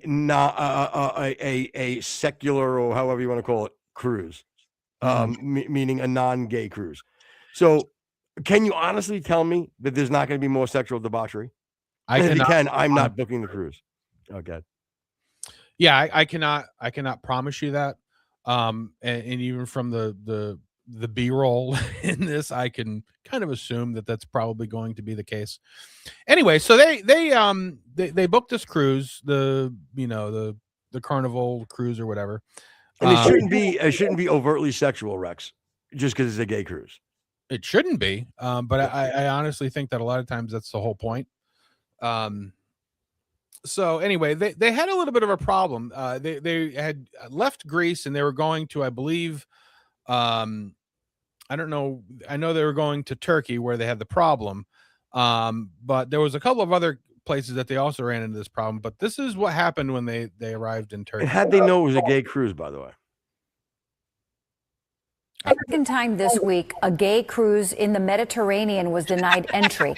The Turkish government banned travelers from docking because of, quote, moral standards. At least 1,000 Americans are on board, including passengers from South Florida. Thomas Barker is from Miami. The 10-day trip was a gift to him from his husband. And so there are thousands of men who come to this ship to celebrate and to feel free to be who we are without any fear of homophobia. Why do you need so much celebration? Like, it's always, this month is for celebration. This day is for, we need to celebrate. And what are we celebrating? I would like to know what we're celebrating. Please give me a clear synopsis of what exactly are you celebrating? Butt fucking without kids. Good night, everybody. All right, go ahead. Phobia, or to be able to be ourselves in a public space. But that freedom of expression was challenged when the ship tried docking in Turkey. The government unexpectedly. Because they need I love to how be, this. Yeah, sorry. I was gonna say because they need to be in a public space without Can you just rewind it again? Just a little I'm sorry, bit. Rex, that was my fault. It's all right. But that freedom of expression was challenged when the ship tried docking in Turkey. The Free to express themselves in a public space. Okay, why do you need to express yourself? And I assume by that you mean butt fucking with no kids. Why is that needed? I don't understand. Well, that's what I keep asking of I need some clarification what that means. What's the celebration for? What's the expressing yourself? I don't quite get that. Again, I wouldn't want to see a bunch of heterosexual people getting off the ship and making out or grabbing ass. Again, if they're holding hands, it does whatever. Hold hands. Like I don't get. But my point is, this overtly sexual thing isn't gonna be something that should be palatable for quite frankly for anybody in any country. And also, God, think about taking a black light to those fucking cushions afterwards on the deck. Oof. Goodness gracious, they just see my tongue marks everywhere. Yeah. What are you doing? I got a black light connected to my tongue. Don't worry. Go ahead. government unexpectedly denied the ship entry because of what they call moral standards. Authorities posted this online. Translated in English, it says, a cruise ship chartered by a group known for behavior that does not align with the values and moral standards of our society and that had generated significant concern among various segments of the public has been canceled. It is absolutely out of the question that this group will come to our... Let me make a great point. And yeah, I said it. I'm going to make a great point. Do it. The same people that would yell at you and tell you Pakistan should be able to do whatever they want. It's their country. If they're okay with, it's their culture. 12-year-old girls can get married to a 52-year-old man. That's their culture. Okay. Right. We shouldn't be impeding on their culture. And yet it's their culture to not want this lifestyle being in their country. Again, whether they're right or wrong, I'm not even commenting on. I'm commenting on the fact of they have every right to deny what they fear is morally wrong, or we need to be consistent with holding to that same ideology. Is that fair? Yeah. Can you bring up DSS there? It might not have been as brilliant as I thought. No, it was perfect. I'm just annoyed at this stupidity. So many morons crying about woke instead of being decent people. No, we're crying about people being indecent. I don't think he meant us. I think he did. I think what do we do? But okay, but hold on. Let me read. So homosexual crying about woke instead of being decent people. Who's crying about being woke? We didn't. That's not crying about being woke, is it? We're crying. We're not. I'm like, we're crying for other reasons. Yeah. No, we're trying. I'm trying to point out something that actually I'm not even pointing out anything. I'm asking you, what is the celebration that exactly is being celebrated? If it's a sexual lifestyle, I don't believe that should be celebrated in any way. Therein lies me being a decent person, in my opinion. Well, and even the news announcer playing both sides of the so-called moral standards. Well, I mean, there are moral standards, and they are fairly universal. You can just say the so-called standards, but when you apply moral standards, there is an actual definition for that. Actually, the same thing is seen in most leftist debate streams and right-leaning streams. What specifically? Okay. Oh, by the way, my girl is making me peach pancakes today. That sounds absolutely awful. Fuck you. Are you kidding me? So nice fried, like a nice peach fried and the pancake batter over. Are you joking me? What do you don't like peach, you fucking communist?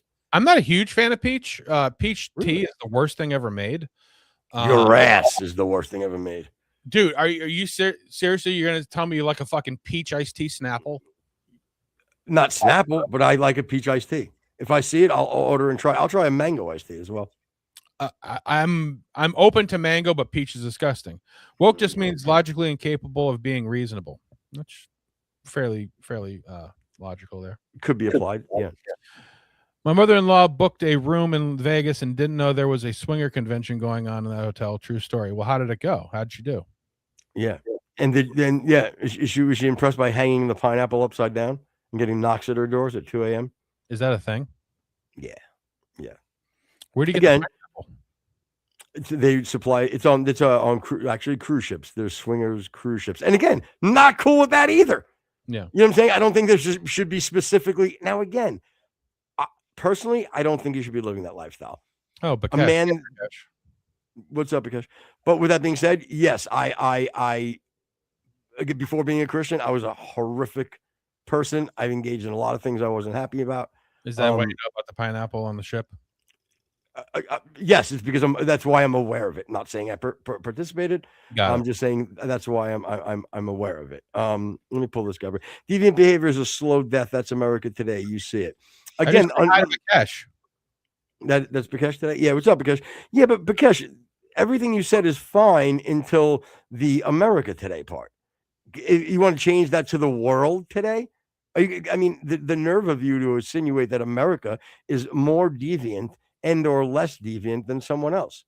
The deviance around this world is horrific. If you want to bring it down to micromanaging as far as socially, okay, let's say homosexual behavior and the way we allow it to thrive in this country, sure. Maybe that is something that is deviant behavior that we need to maybe correct. With that being said, go look in other cultures and other countries and go pick something else. Maybe it's not gay behavior, but it's something that we would deem very deviant behavior. Stoning someone in your family because they choose not to believe in the faith is deviant behavior. So, oh, by the way, Bikesh, a little bit of a breaking news. We actually have a new sponsor. And this may actually be able to be somebody that you can pick up for your shows. A little bit odd. We were reached out by somebody who runs an Islamic dawah.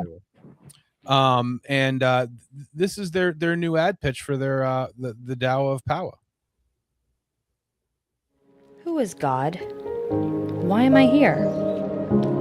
Are white Christians the infidels who need to be destroyed? Is Islam right for me? You bet your asuk it is. Hello, friends. I am Al-Zut, and this is the Dawah of Power. You have questions, and we have answers. Women are always coming up to me and saying, Al-Zut, what makes you the king of Quran? And I tell them, do not talk to me without the man and leader of your family present, or I will behead you in the street. You want to read hadith? You got it. Talking. Right over the music. You want a free Quran? You got it. I get it. Yeah. Welcome to the Dawah of Power. It is not all serious at Al-Zut's Dawah of Power. Dawah Bill will bust rhymes on halal foods and hating Jews. And for the kids, we have pin on the go. Ow, my penis. Muhammad's lust for kids. It's nasty. I wonder why it's on not getting Ramadan, we're fasting. Al-Zut and Dawah Bill loves dancing. You've got it. Yes, Dawah Power. So I believe that's in Rockledge, New Jersey. So if you want to go check them out, that's where they're speaking the word. Yeah. And real quick, let's go to let me go to CRXR. So what are we talking about here? A pride parade versus grooming gangs? Why are let me ask you this. Why are we not listen, I think what you're doing is you're getting upset about the equivocation between the two, like one being so much worse than the other, and that's fine. But the problem is, let's find a line, let's find a gauge, and I think that we can both agree that if we set a gauge, I think that it would both be over the line. Is that fair to say, CRXR? You know what I mean? Maybe not equivalent. Grooming gangs, maybe 1,000, 1,000,000 times more. Okay. But yeah.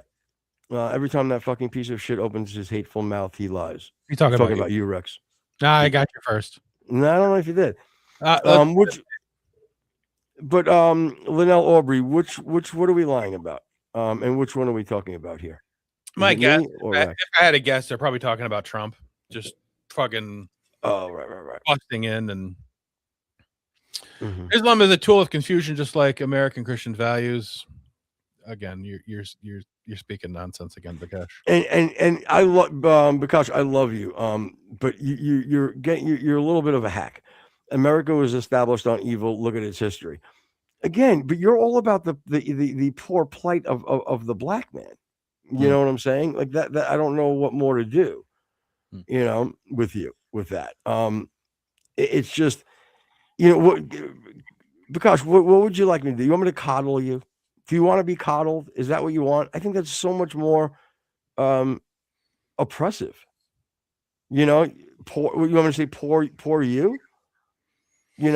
I don't quite know what you want. That's what Yeah, I kind mean, of bothers me. I think. the fact is, whatever God you believe, and again, I don't know exactly where He believes in Yahweh.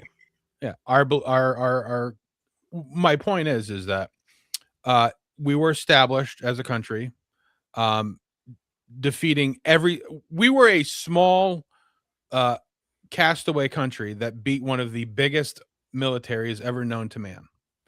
Every single point in our evolution, Civil War, 1812, World War I, World War II, Korea, every single time we should have lost, we didn't.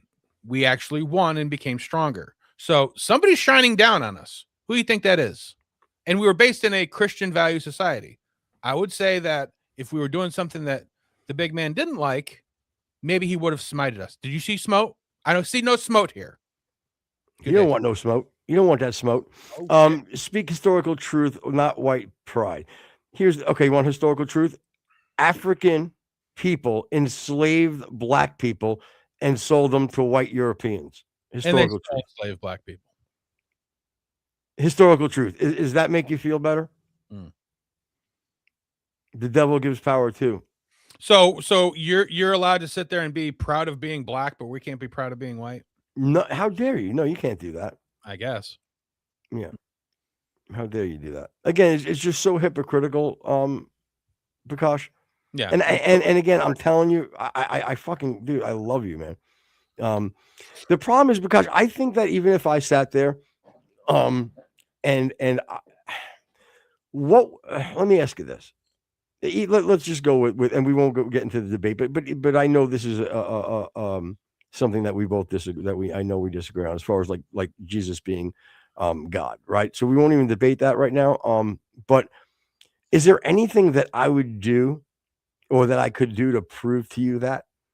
Because I think it would be like that old atheist type of thing where they're so enthralled in what they believe that no matter what you did, and let's say that there's an atheist sitting there and the body of Christ came down, looked him in the eye and said, "I am real, believe me." They would immediately go to some sort of they were hallucinating.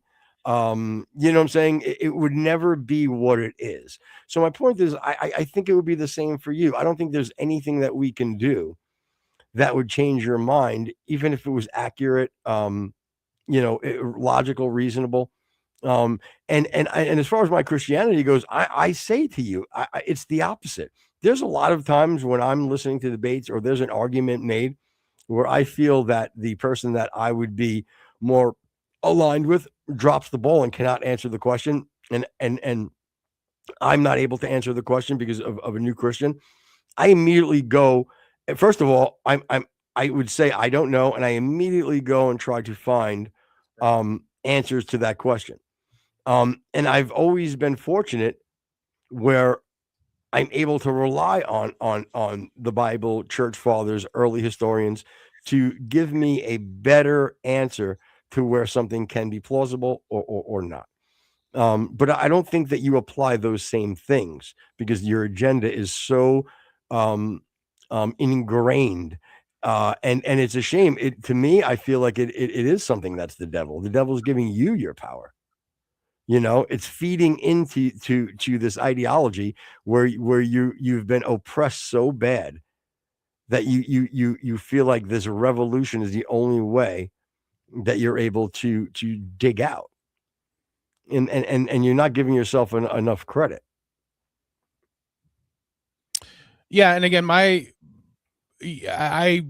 I constantly have this overriding suspicion, Bikesh, that you're very disingenuous as far as your beliefs, because again, you come across as somebody who's quite intelligent, and you espouse nonsense to a cult-like belief that excludes 99% of the populace and seems to play to ignorant black people that are downtrodden and forsaken, which is the hallmark, the footprints of a cult. So I would hope at some point you would either own up to that or change your ways to something that's a little bit more honest and forthright.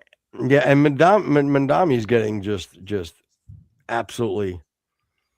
I believe I just saw something recently that he proposed an 18% tax. 18% salary increase for him and his administration. Can you imagine sitting there and having someone tell you how you need to set your air conditioner at a certain temperature, and going around villainizing anybody that's thriving, and that wants to do something more for themselves, make more money, maybe just advance somehow in society, and then that same person that's poo-pooing you is giving themselves an 18% increase in wages.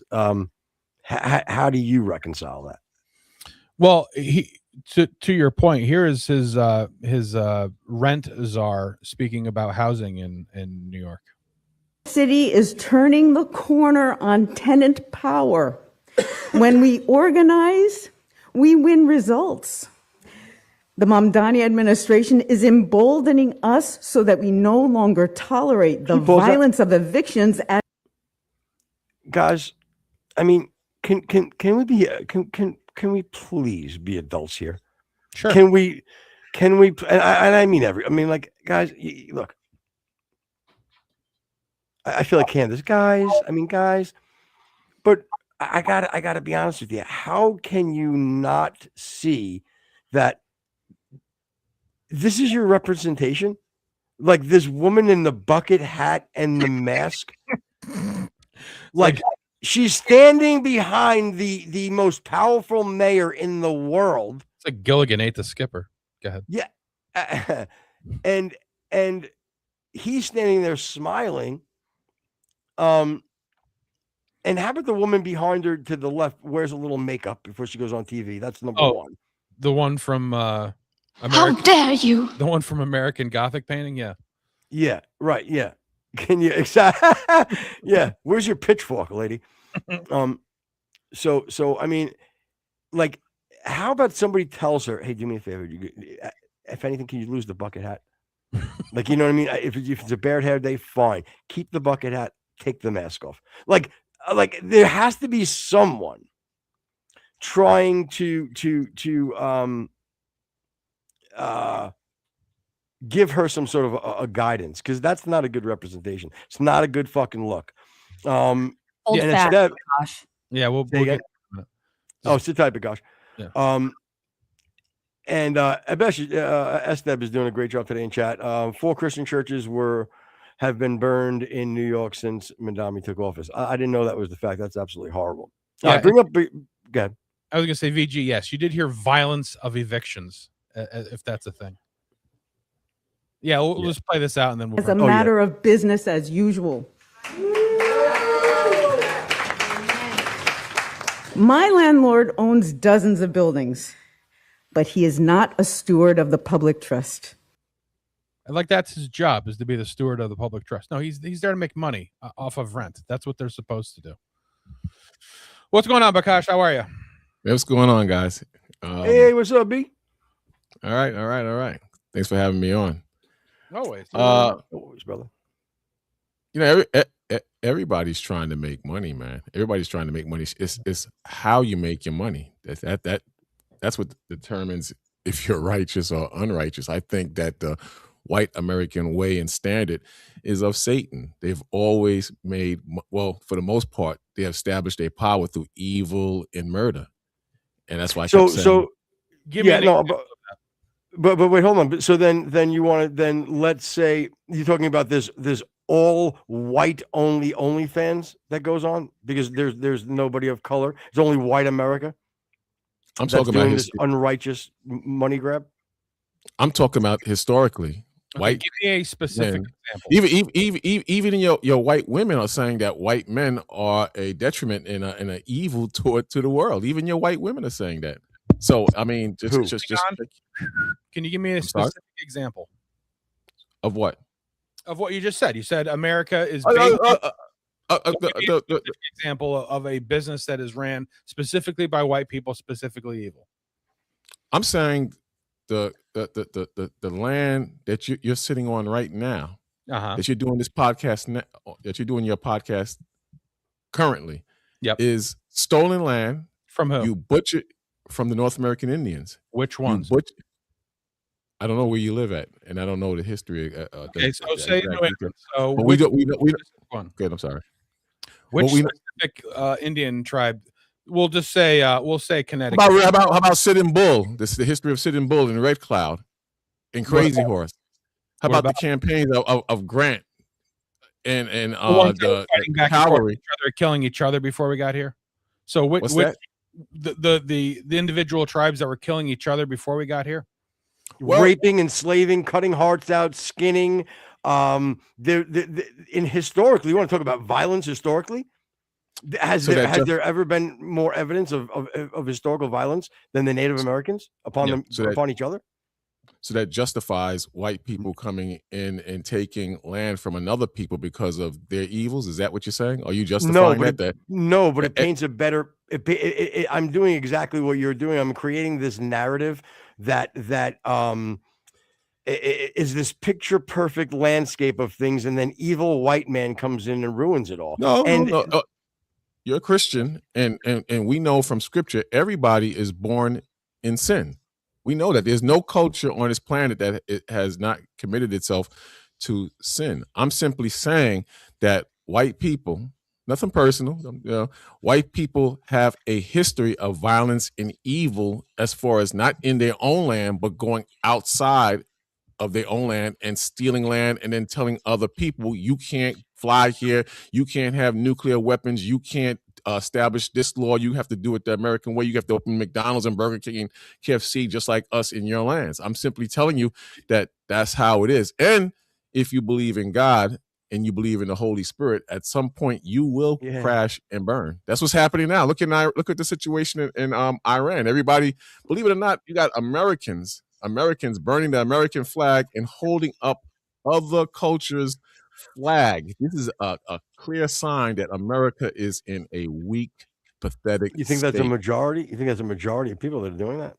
Oh, no way. You got diehard, red-blooded white Americans in this country that stand side by side with Trump. But at the same time, you have a divided white culture right here in America. We see it every day. If you put it on the news, look at Tucker Carlson. Look at the things he's saying. Look what he's revealing, and look at the weakness of America. America was once a mighty superpower that nations feared. That's slowly eroding as we speak. Slowly, you can't. And you kept saying, like, I can't deny it, actually. Yeah, I was gonna say one of the things that you said. You're like that. You white people, and you like, for example, you're doing this podcast on stolen land right now. Where are you, Bikash? I'm on land that my forefathers were. You want me to answer? No, I'm sorry. Because I when you said I'm on the land, I kind of knew you were gonna go, but I'll let you get it out. Okay, sorry. I'm on land that my forefathers were brought here to cultivate and build up. That your forefathers, perhaps, I don't know your exact lineage, that white people stole and capitalized on. I looked up. So if I can send you back, would you go? Send me back where? To wherever it is that, because you said you were brought here, right? Well, that's a good question. But now, if you could go back, where would you go? Where would you go? because I'm everywhere not complaining about here though. no, see, I don't but want to go that's anywhere. You said but your people were stolen. Is that what you said? yes, You believe that? yeah, I believe that. I believe that my people are the children of God. I heard you made a comment about Africans earlier. We don't believe we're Africans. We believe that Africans are a complete separate people from us. We believe I learned Africans. that from Bakash. I learned that from Cap. That's by the good. way. You learned. I you learned learned history. that he because that yep. I learned from Cap Yeah. that he explained to me how the African aren't black. You know what I'm saying? Africans are Africans, and that's what if I made the thing earlier. I said earlier how Africans are the ones that enslaved black people, not white men. Right. No, it was like a barter situation. We were, Yeah, so it's not stolen. You were bought. Yeah. Right? We were bought by white people. Not stolen. Europeans. In certain cases, we were stolen too. I mean, if Africans go and grab us and secretly give us to white people against our wills, we're stolen. But just like the Arab, they had Arabs that sold us too. You understand? So everybody's doing guilty. it today. They're doing it now. I today. agree. I agree. But now, are you in a better place here, or are you in a better place if you're in the Middle East? We're in a better place when Christ comes back and establish us as our forefathers were, great, mighty people. I ask you a question. I'll be right with you in the salvation. By the way, I'm not going to be under you. I know we'd beg to differ, but me and you together, baby. You'll be in chains. You'll be in chains. You see, you always have me in chains. Unbelievable. You understand how foolish that sounds, right? How's that foolish? Well, you don't believe. See, that's somehow a heavenly. This is where I step back real quick, and Rex, you guys can enjoy this. I've listened and dealt with this debate so many times. This is fun to watch. I'll just watch it. No, but he said but let's deal with it rationally. He said it sounds foolish, but you as a Christian, you know that plenty of nations. Remember that. No, I'm not you, Rex. Me. Yeah. You know, biblically, historically, there are plenty of nations that enslaved other nations. The children of Israel were slaves under the Egyptians. So it's the way of God as far as justice is concerned, or as far as punishment is concerned. So it's not really ridiculous. In America, we're taught to be carnal, not spiritual. In America, we're taught to be educated on chasing money and chasing sex and music, but the spiritual aspects of life, that's stricken from mankind to keep them dumb like sheep. That's what I'm saying. Let me just get a clarification here. So you when you say when Jesus comes back, we're going to be enslaved and you guys are going to reign over earth, or is this a post life in heaven kind of a thing, or both? No, according to the Bible, the world is evil. They have lost their way from God. So Okay, was Christ? Strictly answer my question. Just trying to kind of. I'm trying to just tell you how I see it from my perspective, or from God's perspective. Right. Perspective. Same thing. So according to the Bible, like I was saying earlier about stolen land and the way man is today, when Christ comes back, righteousness will be established on this earth, but not by white people, by black people, the true and living chosen people of God. You understand? Right now, there's no righteousness in the world. In the book of Proverbs 28 verse 2, it says, "When the righteous are in authority, the people rejoice, but when the wicked bear through, the people mourn." Everybody's mourning for not being able to pay their bills, make ends meet. The Israelites, their wives, their children, their sojourners, people from all nations. When he says all nations, is he talking about more scattered Israelites? Or did he already address it by saying Israelites, their wives, their children, the sojourners? So this whole salvation for Israel and not for Gentiles is just not biblically correct. And that's where you and I will always go back and forth. So we don't have to do that right now because I don't think anybody else wants to hear us do that. But my point is, at least I'm sorry. I want this thing to be. I wanted to bring it up to him because I don't like how you just automatically assume that everybody is going to agree with you that you're going to be saved because you're an Israelite. When I'm saying biblically is proven that no, for all nations, I don't Let know. me ask you a question. Let me ask you a question. First, can you do that first? Can you answer my question? I'm sorry. That I asked about 20 I minutes. thought I did. I thought I did it. No, Bakash, you're gonna get me in trouble, Bakash. No, what is your question? I thought I did. Us doughy white people, are we going to be enslaved on Earth or after in the afterlife or both? When are we going to be enslaved? When can I expect the change? Well. The scriptures talk about establishing and building a new earth in the book of Isaiah, the 60th chapter. So, there will be kingdoms on this earth. The earth abideth forever, it tells you in Ecclesiastes. So we know the earth is not going to be destroyed. On Earth, we're going to be slaves. How about in heaven? You sure you want the answer? You sure you want the answer? What was your question? So on Earth, we're going to be slaves. How about after in heaven? Heaven is not like what the Christians teach. That we're in the space flapping wings and eating grapes. Heaven is a condition. Not on what earth. we teach, by the way, but okay. Some Christians, all right. Some Christians teach that. Is us cleaning floors and doing dishes and making you chicken parmesan. Don't forget the agriculture part too. Don't forget that. Right. So that makes sense to you. That somehow there's a heaven where there's still fucking people having to do work and taking painful. What makes sense to you? What makes sense to me is justice. And under white rule, nobody receives justice. When under white rule, the earth is destroyed. And the Bible tells us that the children of Edom, which you are a descendant of, your days are numbered. I know that's hard and it sounds personal. I'm not trying to be personal or disrespectful. I'm just telling you. I don't feel wounded, truly. Okay, but Rex seems to be a little bit triggered, but I'm just telling you. I'm trying to get answers. I don't need a bunch of long. I don't think you want the answers unless it's baseball hot dogs. That's a little bit of one thing. I love you, but you do talk a lot with you guys, the Hebrew Israelites. Like you guys are famous for just your talking points. Like you really do. You stick to the script. You really do. No, I believe in the Bible, brother. I believe in the Bible, and I stick to the Bible. White people, they stick to.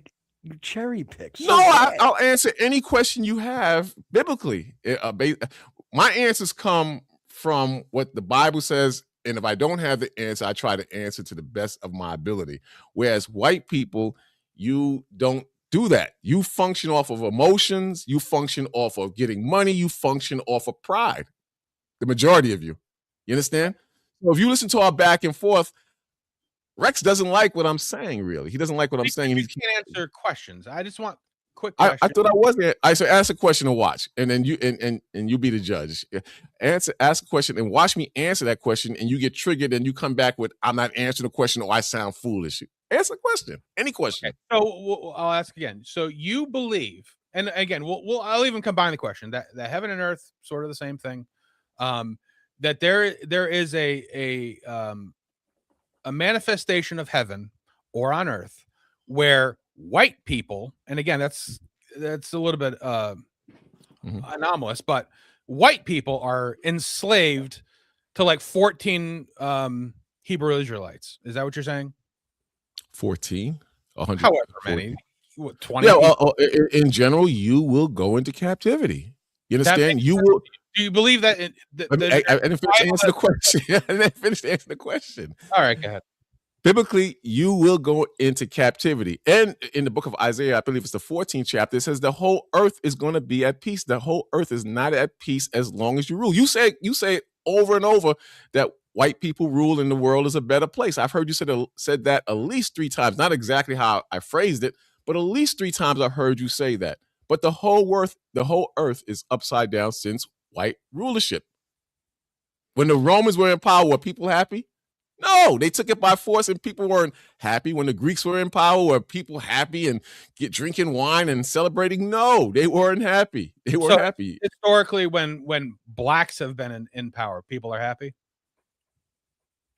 Not entirely 100%, but the world and people. Give me one example. Give me one example where black people have been in power and the people are happy.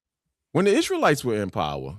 You understand? Even when the wicked Babylonians, who are black people, were in power, or the Egyptians were in power, even in their evil and their paganism, the world was not like it is now. I said earlier, everybody's born in sin. I sin. I do bad things sometimes. But I'm saying that the height of wickedness. Hat that way. That's a fucking sin. Like wearing your hat that way. What's wrong with wearing a hat? So, I love your hat that way, by the way. Yeah, my hat. Look, it says Yahweh. Yahweh, the Most High's name on the hat. What's wrong with that? Did you? By the way, did you hear my Yahweh joke the other day? Yahweh joke? You hear my Yahweh joke? I'm curious. I have to say it like that because it won't make sense in my joke. You pissing Rex off, by the way. Don't forget. I know. All right. I'll email you. I'll email you, Bakash. We'll have fun. You're pissing Rex off. Go ahead, Rex. Sorry. But I thought I answered the questions. I love answering the questions. I love back and forths like this. I don't think I'm being evasive or I'm not answering your question. I don't think you like the answers because you want me to be a Kobe Bryant or Michael Jordan type of Negro, and that would fit. I do not want you to crash in a helicopter, and I do not want you to promote gay. No, I'm talking about character-wise. Charles Barkley. You seen that clown, that Charles Barkley? I refuse to be like that, or No, or again, Barack Obama.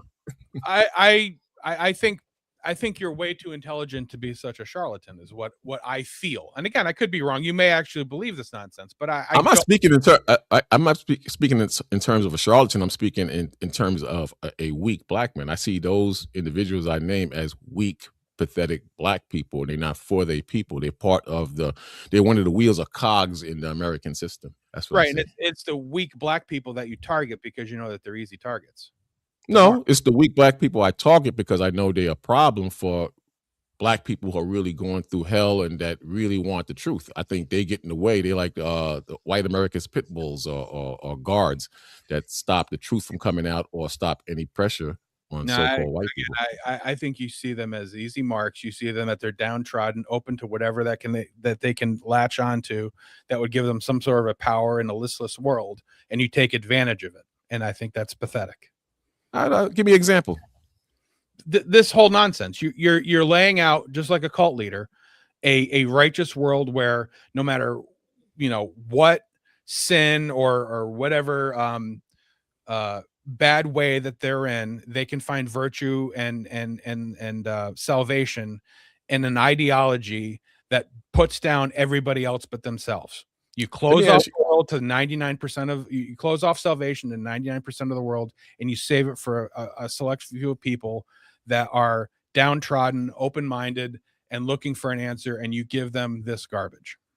Let me ask you a question. What did you do for the 4th of July? What did you do? Did you have a good time or you stayed home? What did you do? Did you barbecue? What did you do? We barbecued and shot a bunch of guns and fireworks. Okay. So now white people, historically, the 4th of July represents what? The independence of our country.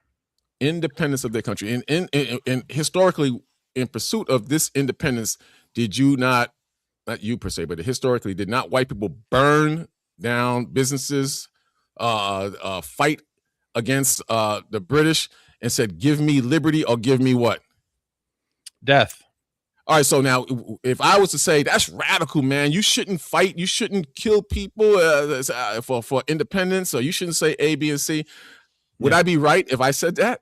It's okay when white people fight for their independence and they glorify George Washington and Thomas Jefferson, yay, who owned slaves, but they created phrases like "give me liberty" or "give me death," and all men is for created equal, and that's a bunch of BS. But historically, who writes the history controls the truth versus the lies. I'm just simply saying, black people. Real quick, hold on, no, because Leon, by the way, you're too young, buddy. I can't bring you up, my man. He wants you to address this. In the United States, federal data shows the United States federal data shows that Black Americans have the highest per capita rate of violent crime involvement, including gang violence, while making up approximately 13.7% of the United States. And let me guess, because you're going to say these are the black people that are under the white man's thumb, and they're the Michael Jordans, the Kobe Bryants, right? They're not. What I'm going to say is my people are the only people who make music about killing each other, degrading their women, selling drugs, using drugs, bling bling, jewelry, and cars. But the people who own those record labels typically are white. Sometimes I don't want to get a flag on your channels. The small hats are JW people, mainly it's them. So I'm saying these other nationalities, they don't make music like that. Name me a nationality, even white people, name me a nationality that makes music about killing their own people, degrading their women and their children and so on and so forth. You can't name a nation that does that. But the other nations outside of my people make money from wicked music, and it trains my people to be animals. And I'm not taking away from what you put up. My people are animals, a large degree of them, but they have been trained. They have been trained to be that way. Before we got off the last time I spoke to you, I said I asked you a question, but you had to get off. Yeah, and I was trying to ask: do my people have a history of acting the way they do today more than 1,000, 2,000 years ago? No, this was all training, and them being persuaded to walk and act as animals. It's the American way. It's the American way. I don't know at what point your people had a great track record of being moral and good stewards of their people to begin with. So, really, yeah. Other than let me ask you a question: the Romans, were they upright people, or were they barbarians and murderers and cutthroats and the established political power? They would poison and backstab each other. Were the Romans known for that, or were they square dealing, upright people? We're talking about specifically about your people. Oh, you don't want to answer that because he knows. You've seen Caligula. You watched Rome. You answer my question first, and then what's your question? What's your question, man? At what point did your people live a righteous, moral life and act in a good stewards of your culture and civilization? When they follow God. You asked me that something similar to that. Wouldn't that also apply with other people other than outside of your skin color? Meaning, what were they upright? I'm not saying that there aren't any upright. Follow God, people who follow God, no matter what their race is. Well, then you have to show me them following God. If they joined on to my people's beliefs, like the strangers, we had there's a part in the Bible called the law of the strangers. When they followed that, of course, they attached themselves to God. But as the Greeks and the Romans, they didn't follow God. They followed orgies and drinking wine and murder. That's why I went to Rome. America, America is just another Rome. Killing, lying, stealing. What about the black Christians that are living living somewhat of a virtuous lifestyle or righteous lifestyle? I don't see how you could be a black Christian and be but somewhat virtuous when you're celebrating Christmas, Easter, and Halloween. The majority of religions celebrate Christmas, Easter, and Halloween. You can Google that and see that they're clearly pagan. They're clearly pagan. And that's been, here I encourage you to go on Mike Jones's Inspiring Philosophy and go look at some of his videos based on, like, let's say Easter being a pagan religion. I encourage you just to go look at his Mike Jones Inspiring Philosophy. He has amazing in-depth videos on that will give you a really good explanation. You may not understand, you may not believe what he's saying, but at least it might give you a different viewpoint on that. I've watched it a few times. I don't think I'm educated enough to kind of get his point across well enough, but I think it may at least give you some things to think about before. Because again, it is very, very common where people that aren't Christian, it's easy to yell and talk about these pagan holidays that we celebrate when it's not just cut and dry that they're pagan holidays. There are some similarities, but there are a lot of words in Hebrew that are misrepresented, and things of that nature. So again, you can laugh it off, but I would like you to at least watch the. Oh, okay. No, I was laughing because you mentioned Easter, and the Christians, they celebrate Resurrection Sunday and Easter Sunday. There's no way you can get 3 days and 3 nights from Friday to Sunday. So again, right there. But see, even that, like, and this is all due respect, that's a very weak argument because it's very consistent. The counting of the days is very consistent. In that time, there are other things that reference the day. Is that what you're talking about? Like, it's really 4 days, not 3 days? Yeah, no, I'm saying it was 3 days. It says as Christ was in the belly of the fish for 3 days and 3 nights, so shall he be in the earth for 3 days and 3 nights. Now, you know, when you read the last chapter of Matthew, it says, as it dawned towards the first day of the week, the first day of the week is so-called Sunday. So mathematically, it would be impossible to get 3 days and 3 nights if you follow just the regular standard calendar, Friday How many to days is Sunday. it? But you're conflating what we're celebrating and how we celebrate it. But wait, you're saying No, it's 4 though, right? I'm saying when you look into the history of what you celebrate, it's pagan. Christmas is pagan. If you can do a simple Google search on that. What are we celebrating on Christmas? Why? Because what specifically are we celebrating on Christmas? You're celebrating the worship of the sun. The winter solstice is when the sun is in its. No, we are celebrating the birth of Christ. That is specifically the reason that we do that. You may have a problem how we do it or when we do it, but that's what we're doing. So I didn't know in the Bible it tells you the exact birthday of Christ. That's I look up. That's what we are doing. We're like, hey, we're happy that Jesus is born, so we're going to celebrate it. And So- anyway, we're happy that Jesus came back, so we're going to celebrate it.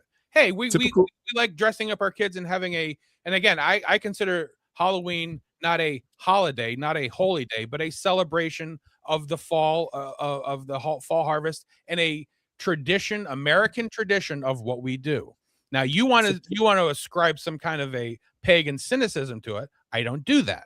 You're just doing that to degrade and devalue custom core religious, sometimes religious, sometimes celebratory things of American culture.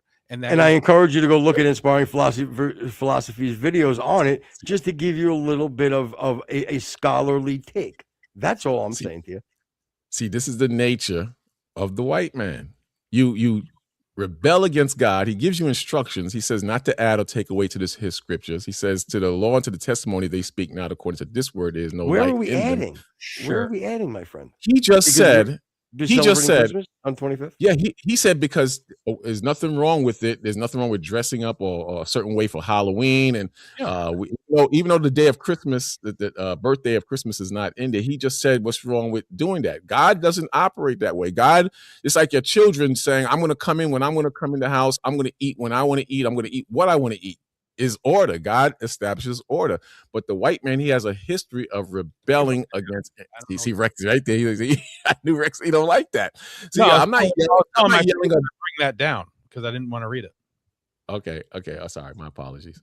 But I'm just saying that, and this is what Iran and the Islamic cultures abroad calls America the great Satan, and this is why they call Israel the little Satan, because you act like you're about justice and politics, being politically correct and so on and so forth, but you have a violent history of dominance, murder, and trickery. And this is the problem on the earth. So this is why I said initially when I got on that once God sends Christ back and once righteousness is established on the earth, everyone will be happy when you are removed out of your positions of power. You don't think it's going to happen, but we see it happening right before our eyes. We see it.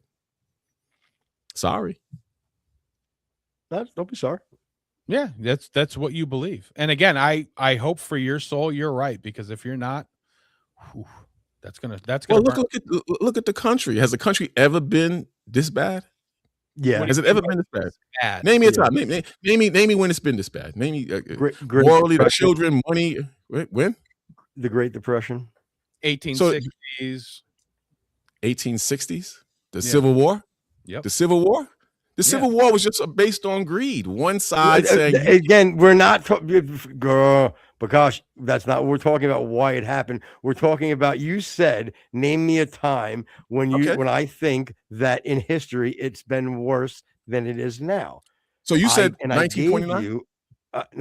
I happen to say the Great Depression, times of this country that I feel people were struggling just as bad, if not worse, at the hands of where they were in the world. So that's what my point. Okay, finish. So during the Great Depression, were they burning American flags? No. During the Great Depression, were women advocating that white men are evil? No, you didn't have that then. What children? You've made that. That's twice though. You made that claim, but you didn't give me an example of where white women are saying that white men are evil. Oh, he was put on the news, man. White women are now saying that white men are the problem of the earth. Are those the same pink-haired, suspender-wearing, yeah, I'm sure. fornicating with other women that you some, not all of them, but some are. But you so didn't then we have can both that. agree that those people's opinions and/or logic is flawed.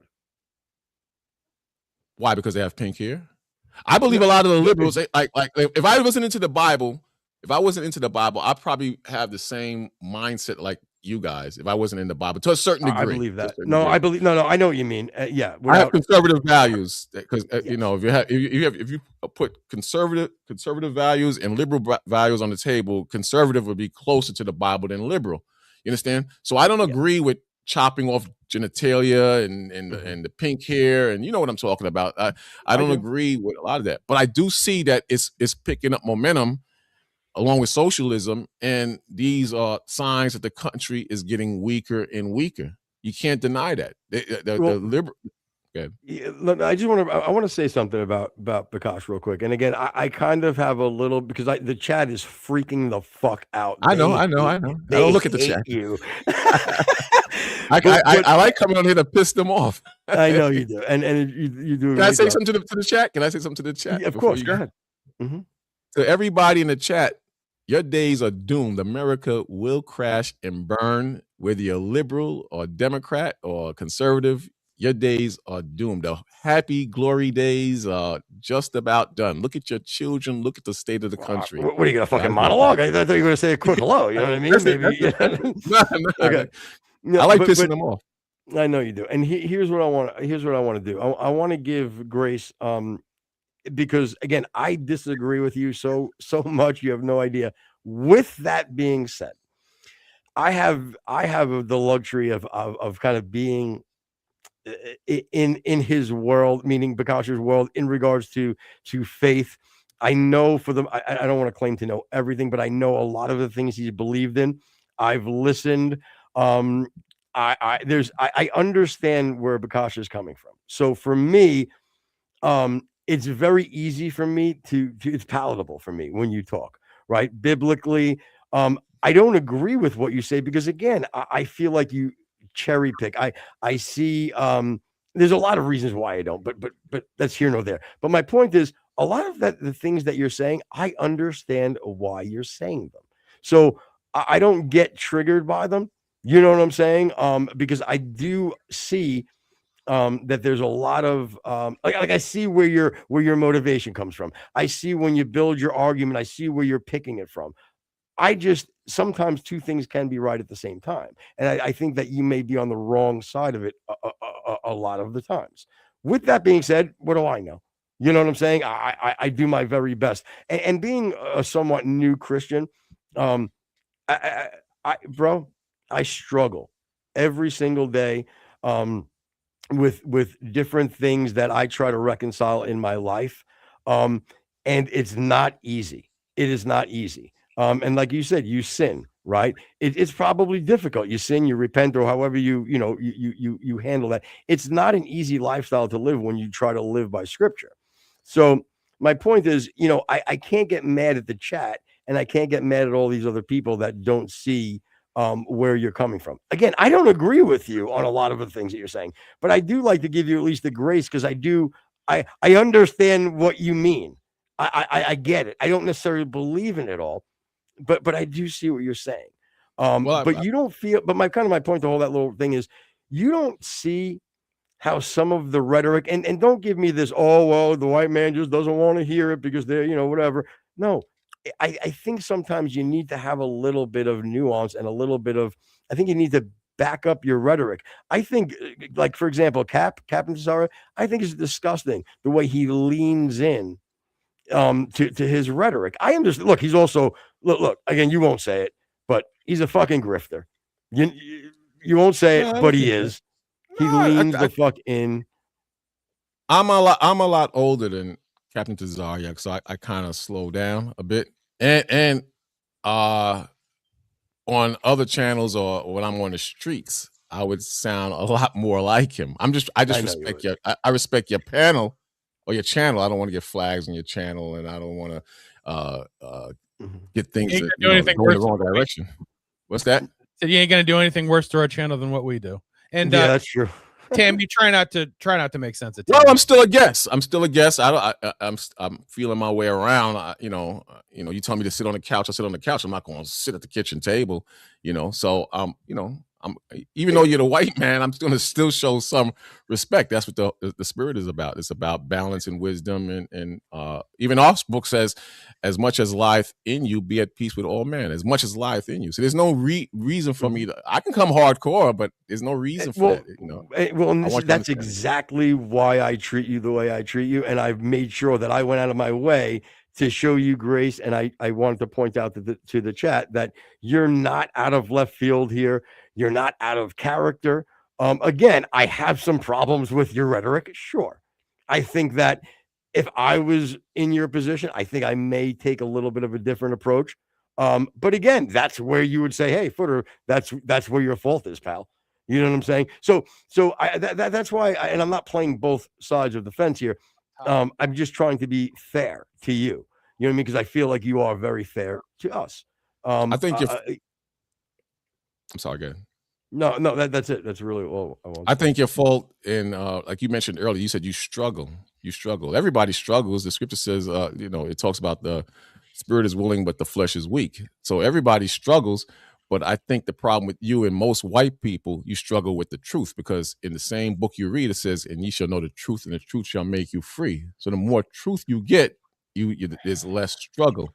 And I think the history I mentioned, the paganism I mentioned, the characteristics of white people that I mentioned, I think you struggle with that truth. I feel that you struggle, and I feel you struggle in the truth of not understanding that Jesus is God when it's so blatant in Scripture. So again, I would pick Scripture, and I would, and then you'd look at me and be like, no, I'm just cherry picking Scripture that boosts my ideology. You know what I'm saying? Because again, I look in the Bible and I can clearly see Old Testament and New Testament that Jesus is God. You know what I'm saying? So for us to go, like you said, God, 1,000 million times more knowledgeable on Scripture than me, but that doesn't mean that you understand it. I think you're looking at Scripture in a filter, in a lens, right? Again, my opinion, I'm sorry. Before Abraham, I am. I mean, there's a lot of verses that I can just cherry pick, throw that out there, and then not let you answer and just move on. You know what I'm saying? Or if you didn't have the knowledge to have something to say, then we just move on and go, oh, look at Footer throwing out Scripture. Like you kind of, and I'm just used anything as an example, but you kind of know my point. Like just me picking something that I think would bolster my point or my position. I just throw it out there and then I just let that sit. Nah, that's not what I do. Let me give you. I'm gonna ask you a question. You don't have to answer it now. Next time I speak to you, you can come back with an answer. Hey, hold on. I'm gonna wait. Can you save it though? Because I want to bring Veronix up because you got him hot. So hold on a minute. Sure. Oh, sorry, Veronix. Go ahead. What's up, Veronix? What's up, buddy? Hey, just one moment. Yeah, take your time, brother. Yeah, we'll wait for you, Veronix. It's fine. Well, the guy's doing all the stats for the show, and he's working. You know what I'm saying? Got secure. Yeah, I'm at work. I'm just yeah, can you hear me? Yeah, you're good, man. All right. Okay. What do you got? All right. Well, first, I mostly just came to call out the blatant racism that is being put on display right now. Does a caller want to maybe address some of that? Sure, I'll address it. Anything you put on the table. So give him a specific. Okay, what is racism? What he said? Well, basically, he is quite literally. Sorry, I'm not in the best service area. Like I said, I'm at work. You're fine. You're fine, brother. We can hear you. Like I said, I'm also ill prepared for a debate, so that's just a little heads up on that one too. Mostly, I came in to point out I don't really have an argument on the Christianity side. I am a pagan myself, so I don't have any dog in that fight. I'll let the host handle that side of things. I do believe that every attempt that caller has made. I hate calling you caller. What name can I? What name can I give you? What name can I call you? Bakwash. I have the phone pulled up right now. What's the biggest issue though with Bakwash's racism? Where do you feel like he's? And again, I don't disagree with you, but what do you give him? Call him out on some of his racism that you disagree with. All right, I think my signal's too bad. I apologize. We can hear you. Yeah, we got you, buddy. I don't think he can hear us. I think. Oh, he can't hear us. Okay, all right. Well, I'm not surprised. I'll remove you and bring it back. You can come back. But Veronica, thanks again, VG. Yeah, you're the best. One of the questions he asked is, "What's your definition of racism?" I guess is where he was going to start. Racism. There's nothing wrong with racism. It's the actions that follow behind racism. Racism just simply means to be for your own people. But when you use evil to keep your people afloat, when you use evil to step on the heads of other people, that's when there's a problem. I am a racist, and you guys might say you're not racist, but you're racist too. Everybody has racism. I say prejudiced. I say I'm a little prejudiced. I don't know about racist. Prejudice because I prejudge. Prejudge, right? So, but I would consider myself a nationalist more than a racist, for sure. Okay, but you're always going to put white people before other people. You can say for survival. I'm not knocking you on that. I will defend your life before I defend somebody else's life outside this country. But you're going to defend white lives and white privilege. You're not. Come on. All right, let's say hypothetically, for the sake of argument, you wouldn't do that. Other white people at the top of the food chain, that's what they're going to do for survival. You understand? They're going to do that. They're always going to put white people first. When the white man came to this country. I don't believe that, because I'm telling you, the one thing, look, maybe I'm an idiot and I'll take that, but do you see me as being dishonest? Yeah. You know why? Because even if you felt that way, you would be forced into the ideology that I'm talking about. If me and you walked into a prison and I saw a group of black people on the right hand side and you saw a group of white people on the left hand side, you are not going to walk with me, hey buddy, and go to the black side, because society has molded us to be for our own people. You understand? Yes, survival purpose. You're going to go to the white side. But you're equating that to a horrible prison life. That's not society. You're trying to equate that to society, where I'm telling you, if you and I were pals and we both got pinched, right, and we both got hemmed up on something and we went into somewhere together, I know I wouldn't be able to. You and I would go in those doors. But listen, in a horrible, flawed prison system, we would have to go this way to survive. I'm saying in today's society and in the country, me and you are buddies. Me and you, you're my homie. We grew up together, right? Yeah. And we come into a situation, and there's 10 white guys here on the street and 10 black guys there on the street. I'm with you, homie. Whether you come with me over here to the white people because they're better, or the black people are better, I'm with you. You're my boy. It ain't got color. I was gonna say, and the fact of the matter is that if we were both in prison, you would go with the blacks and I'd go with the rest of the prison guards. I'm saying because you see, you're a criminal. He's not. I'm saying because of society today, how it's designed with redlining, where you live. What is this, 1960? What do you do? Stop, because you're smarter than stop with this oldie time fucking shit. Come up to the front of the bus. You're not. Brother, you said you were from Bushwick. I lived in Queens, but I spent most of my time in Bushwick because I was doing bad things. Would you rather live in the south side of Queens or live in an all white neighborhood? I want to live in the better neighborhood that is let me. I can ask you the same thing, Bakash. But you would rather live in let me answer the question. Yeah. I would rather live in a neighborhood that I feel safe. I feel that I can thrive in. And that people. Oh, sorry. And there's no blacks. No. And Rex knows. Rex can say it again. yeah. Rex. Correct him, Rex, because he sounds crazy right now. Rex, correct him right now. Do you really think though? But now, so are you do you think I'm lying to you right now? And if you can say yes, do you think that I'm lying to you? And if I am, why? Why am I lying? Because deep down, you don't want to come off as a bad guy like the majority. Have you not heard this show? Have you not heard this show? Because you I'm said a you horrible said human being. I tell everybody about everything. Horrific things I did. You said you would rather be in a safe neighborhood. That's what you said. Yes, sir. So are in your opinion, are white neighborhoods safer than black neighborhoods? In your opinion? If I went statistically, yes.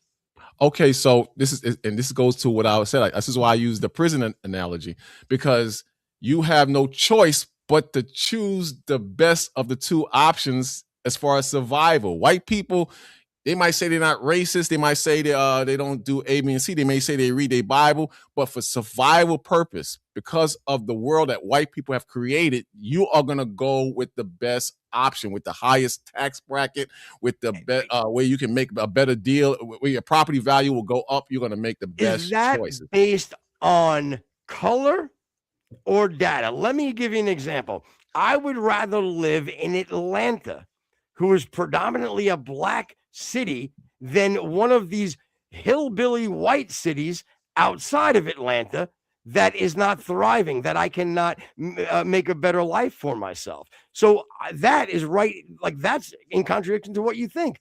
Do you think I'm lying about that?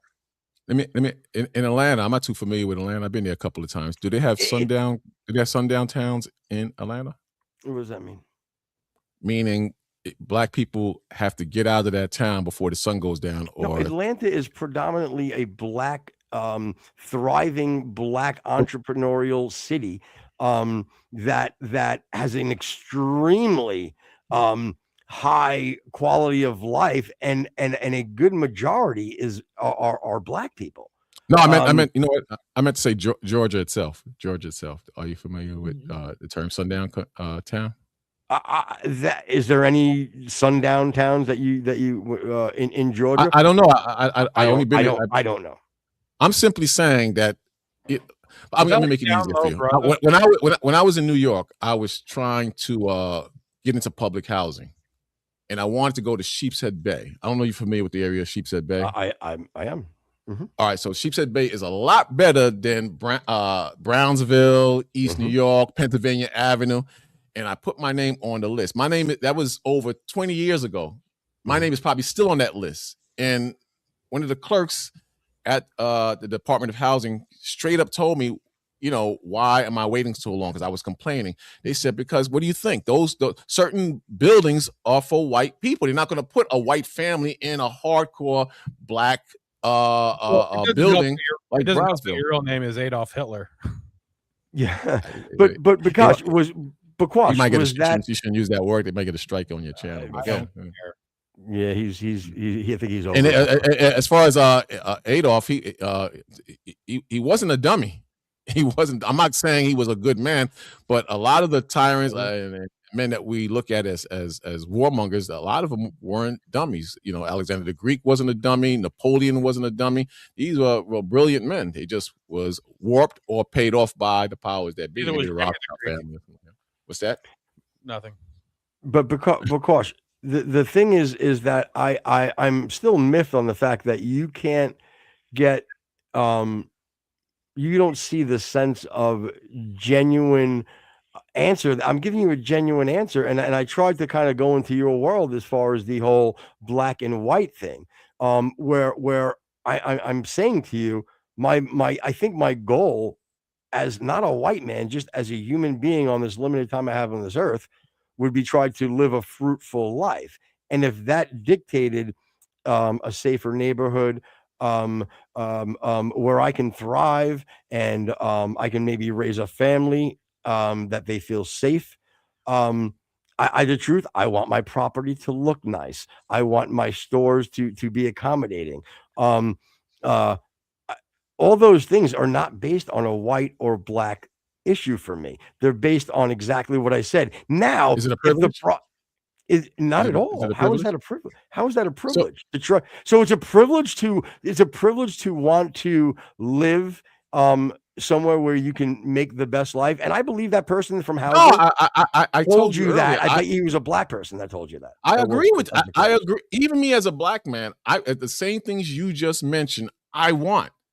I'm just saying that white people are not going to give that privilege up or give that up. They're not going to give that up for the sake of black people. Maybe the liberals might talk a good one, but they're not going to give that up, because the moment you give that up, see, the top old school white dudes that was about being patriotic, American, the ones that was in that patriotic mind frame, they know the minute you turn liberal, that's the end of them in America. The old school dudes, you understand? Let me The ask you. white, they view you as, not no disrespect to you guys, but they view you guys as weak. That's what they view you guys as. Let me ask you this.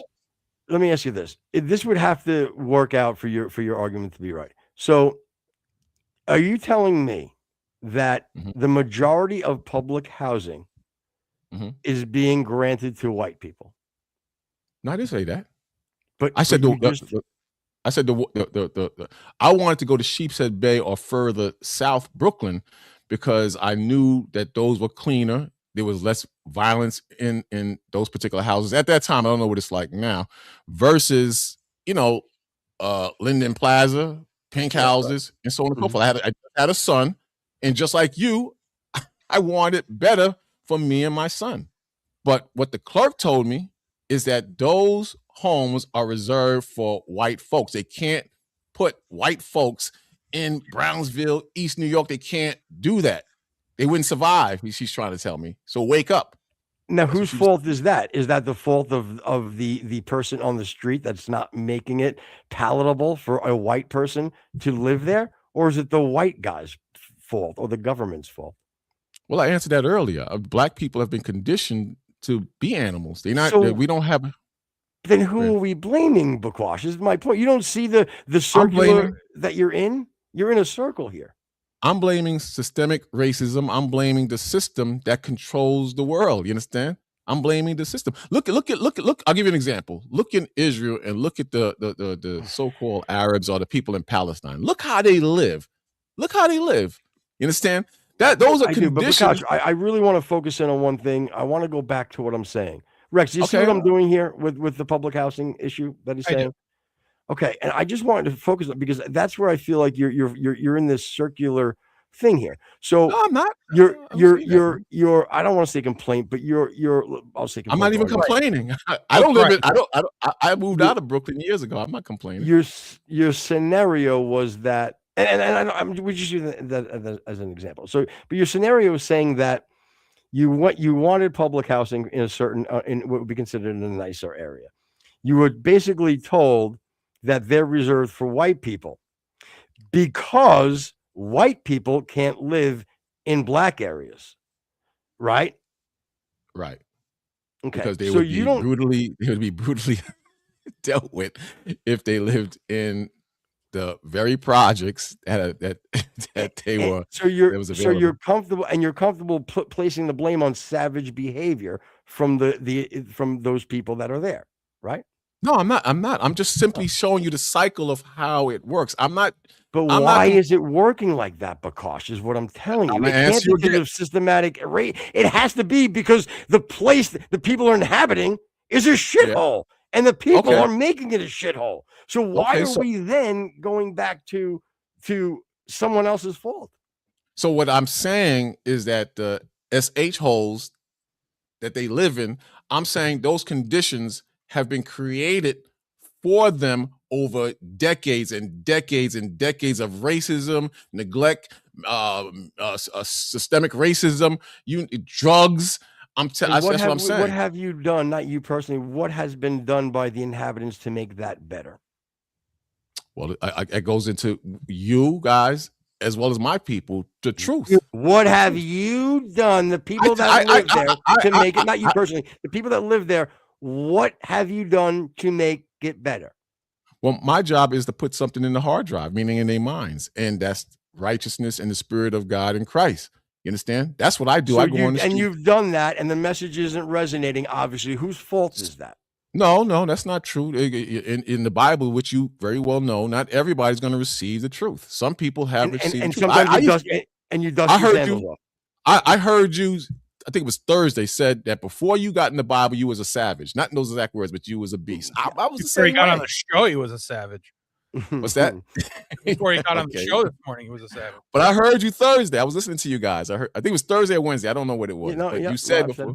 You said that. So I'm saying that I was the same way. I was terrorizing people before I learned the truth. And I said the whole thing, whether black or white, is based on the truth. And a lot of people will reject the truth. A lot of people hate the truth.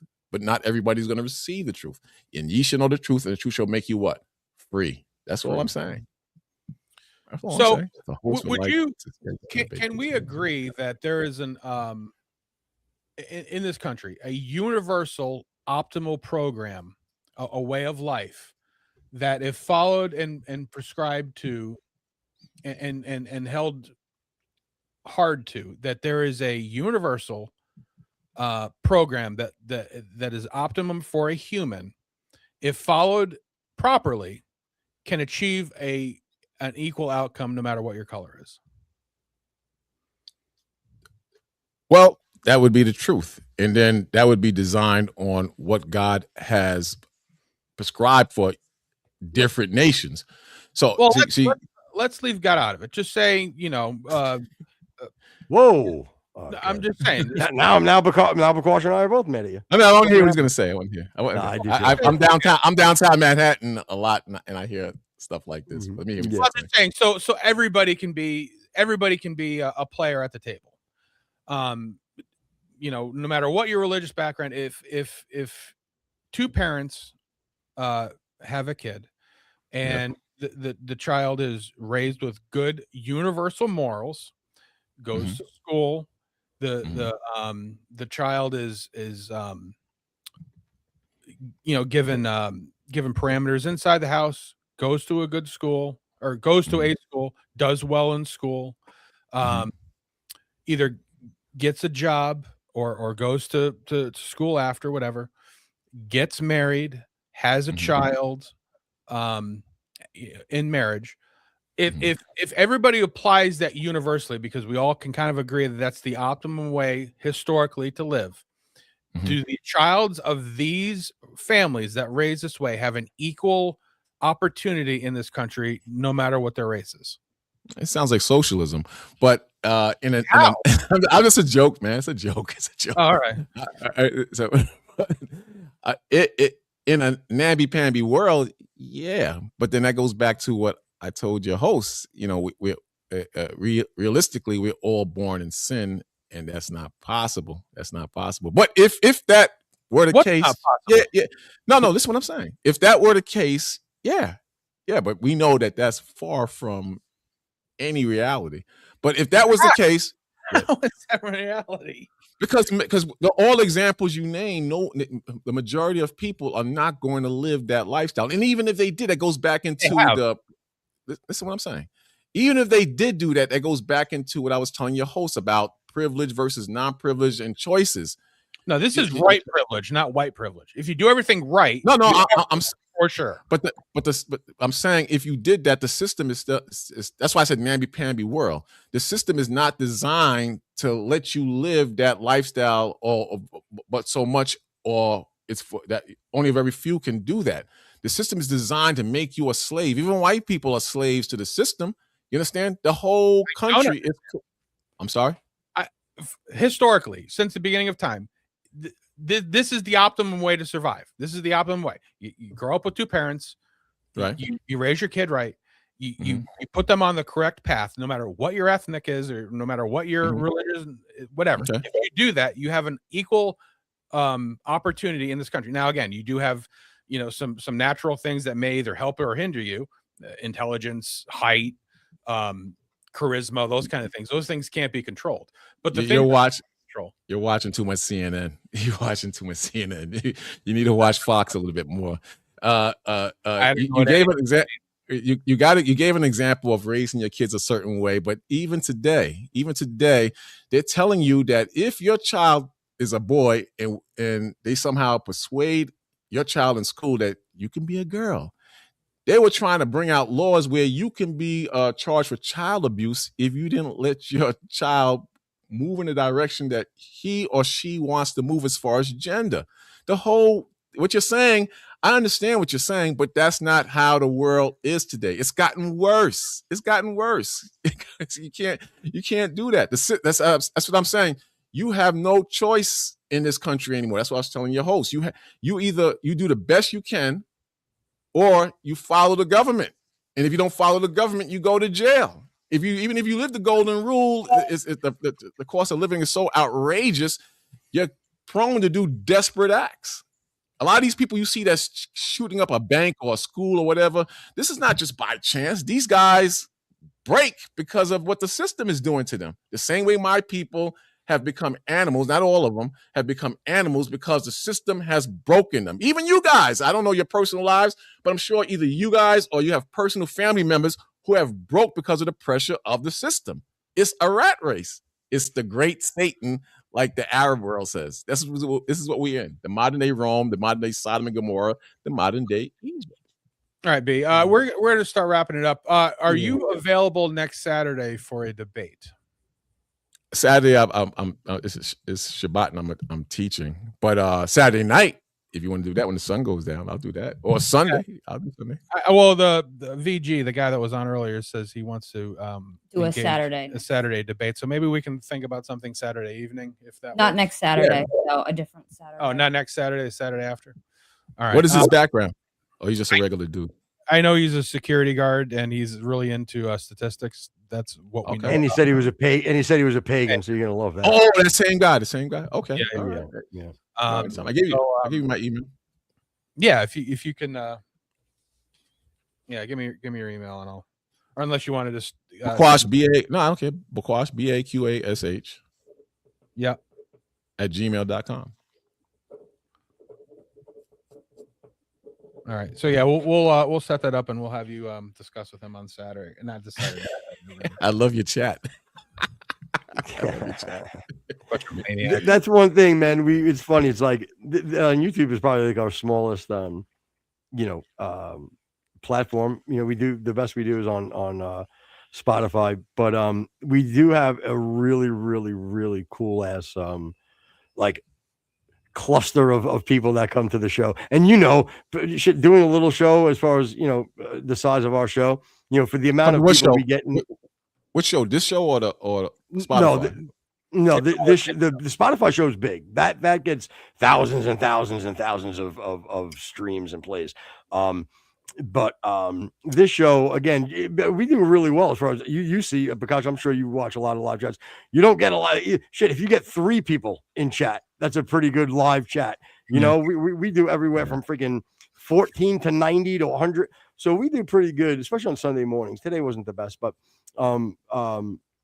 yeah, we're very lucky. You could have. Here's the other thing. Like we definitely do. We got into a really great algorithm on Spotify by taking advantage of a black person. So I guess you're right. Listen, I'm not mad at you. Listen, my point of views and where I stand. Yeah. But it's okay. I like the realism. Be real. Be who you are. But gosh, thank you again, brother. We love you here. We really do. I know you don't. I know I'm not your brother. You probably don't love us, but either way, you're Esau. You're Esau. Esau is technically our brother. Yeah. Okay. I'll take it. I'll take it. I mean, you just been ostracized by Cap from the Hebrew Israelites, but I hope you're happy. I hope Copperhead Road just made you leave Hebrew Israelites. Oh boy. Why you say that? Why do you say that? Because every time I call Cap my brother, he goes, he'll say something nice to me and then go, but let me be clear, you're not my brother. I don't mean it like that. I mean, when you read the story of Jacob and Esau, they were brothers, but they formulated according to the Most High their own nations. You guys are Edomites. Oh, you mean Jesus, the Most High? Oh, I got it. I like to say you're a brother. I like to say you're a brother from a single mother. All right, man. Because thanks, brother. Appreciate you, man. All right, man. We'll talk soon. keep an eye on that news. We're gonna see what happened. Those 2 soldiers were killed, possibly 3. We're gonna see if Iran is no more now. We're going in the next 3 days. So we know the end of the world is coming. White man bad. We get it. All right, man. All right. Thanks for having me on. You guys be cool. Love you. All right, buddy. All right, Rex, we got to get out of here. I got some peach pancakes waiting for me. Gross. You're gross. All right, well, everybody, thanks, man. Again, John Stevenson, Veronix Gaming, Dang, Mud Butter, and you had Tammy Pearson. You had about everybody. Great job today. And we had man, what's the guy with the guitar in his avatar? John Wilsts or something. Anyway, all right. God bless everybody. I appreciate you. Yeah, God bless. We're out. If you're listening on iTunes, iHeart, Spotify, YouTube, Twitch, Kick, or wherever you hear us, come on over to Rumble, like and subscribe no matter where you are. Hit the notification bell so you hear our beautiful voices anytime we're on. Good night, everybody.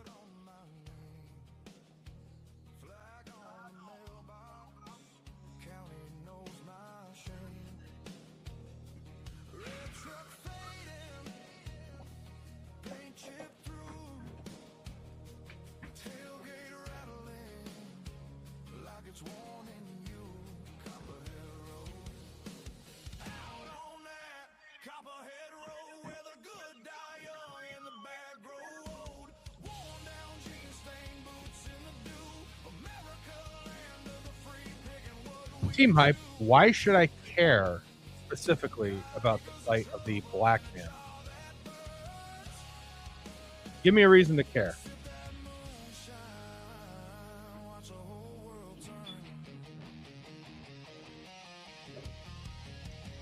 It's so funny how, like, I'm so immune to like getting in any way rage bait. Not that he's trying to rage bait us, but Well, precaution.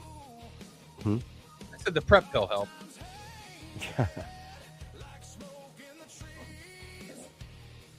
God, my fake eye is bothering me today. Who's bothering you? My fake eye. No. You don't have a fake eye. Will you stop saying that? How do you People are know? going to think you have a fake eye.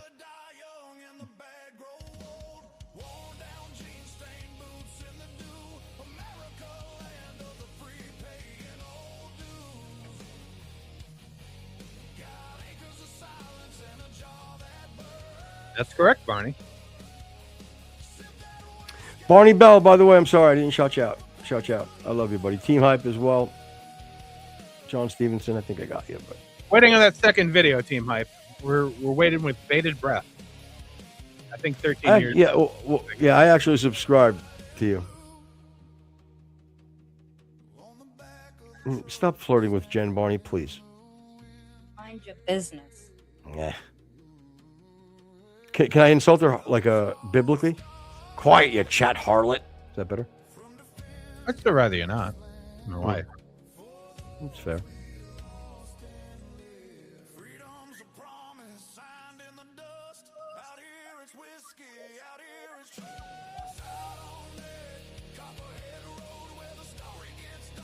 I absolutely love Veronix. I really do. I will be very prepared for this debate. Again, brother, you're going to do fine because you're going to have the truth on your side. So.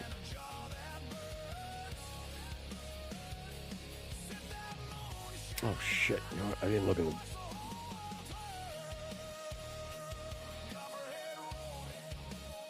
them. Rex, you be 18. I'm not 18.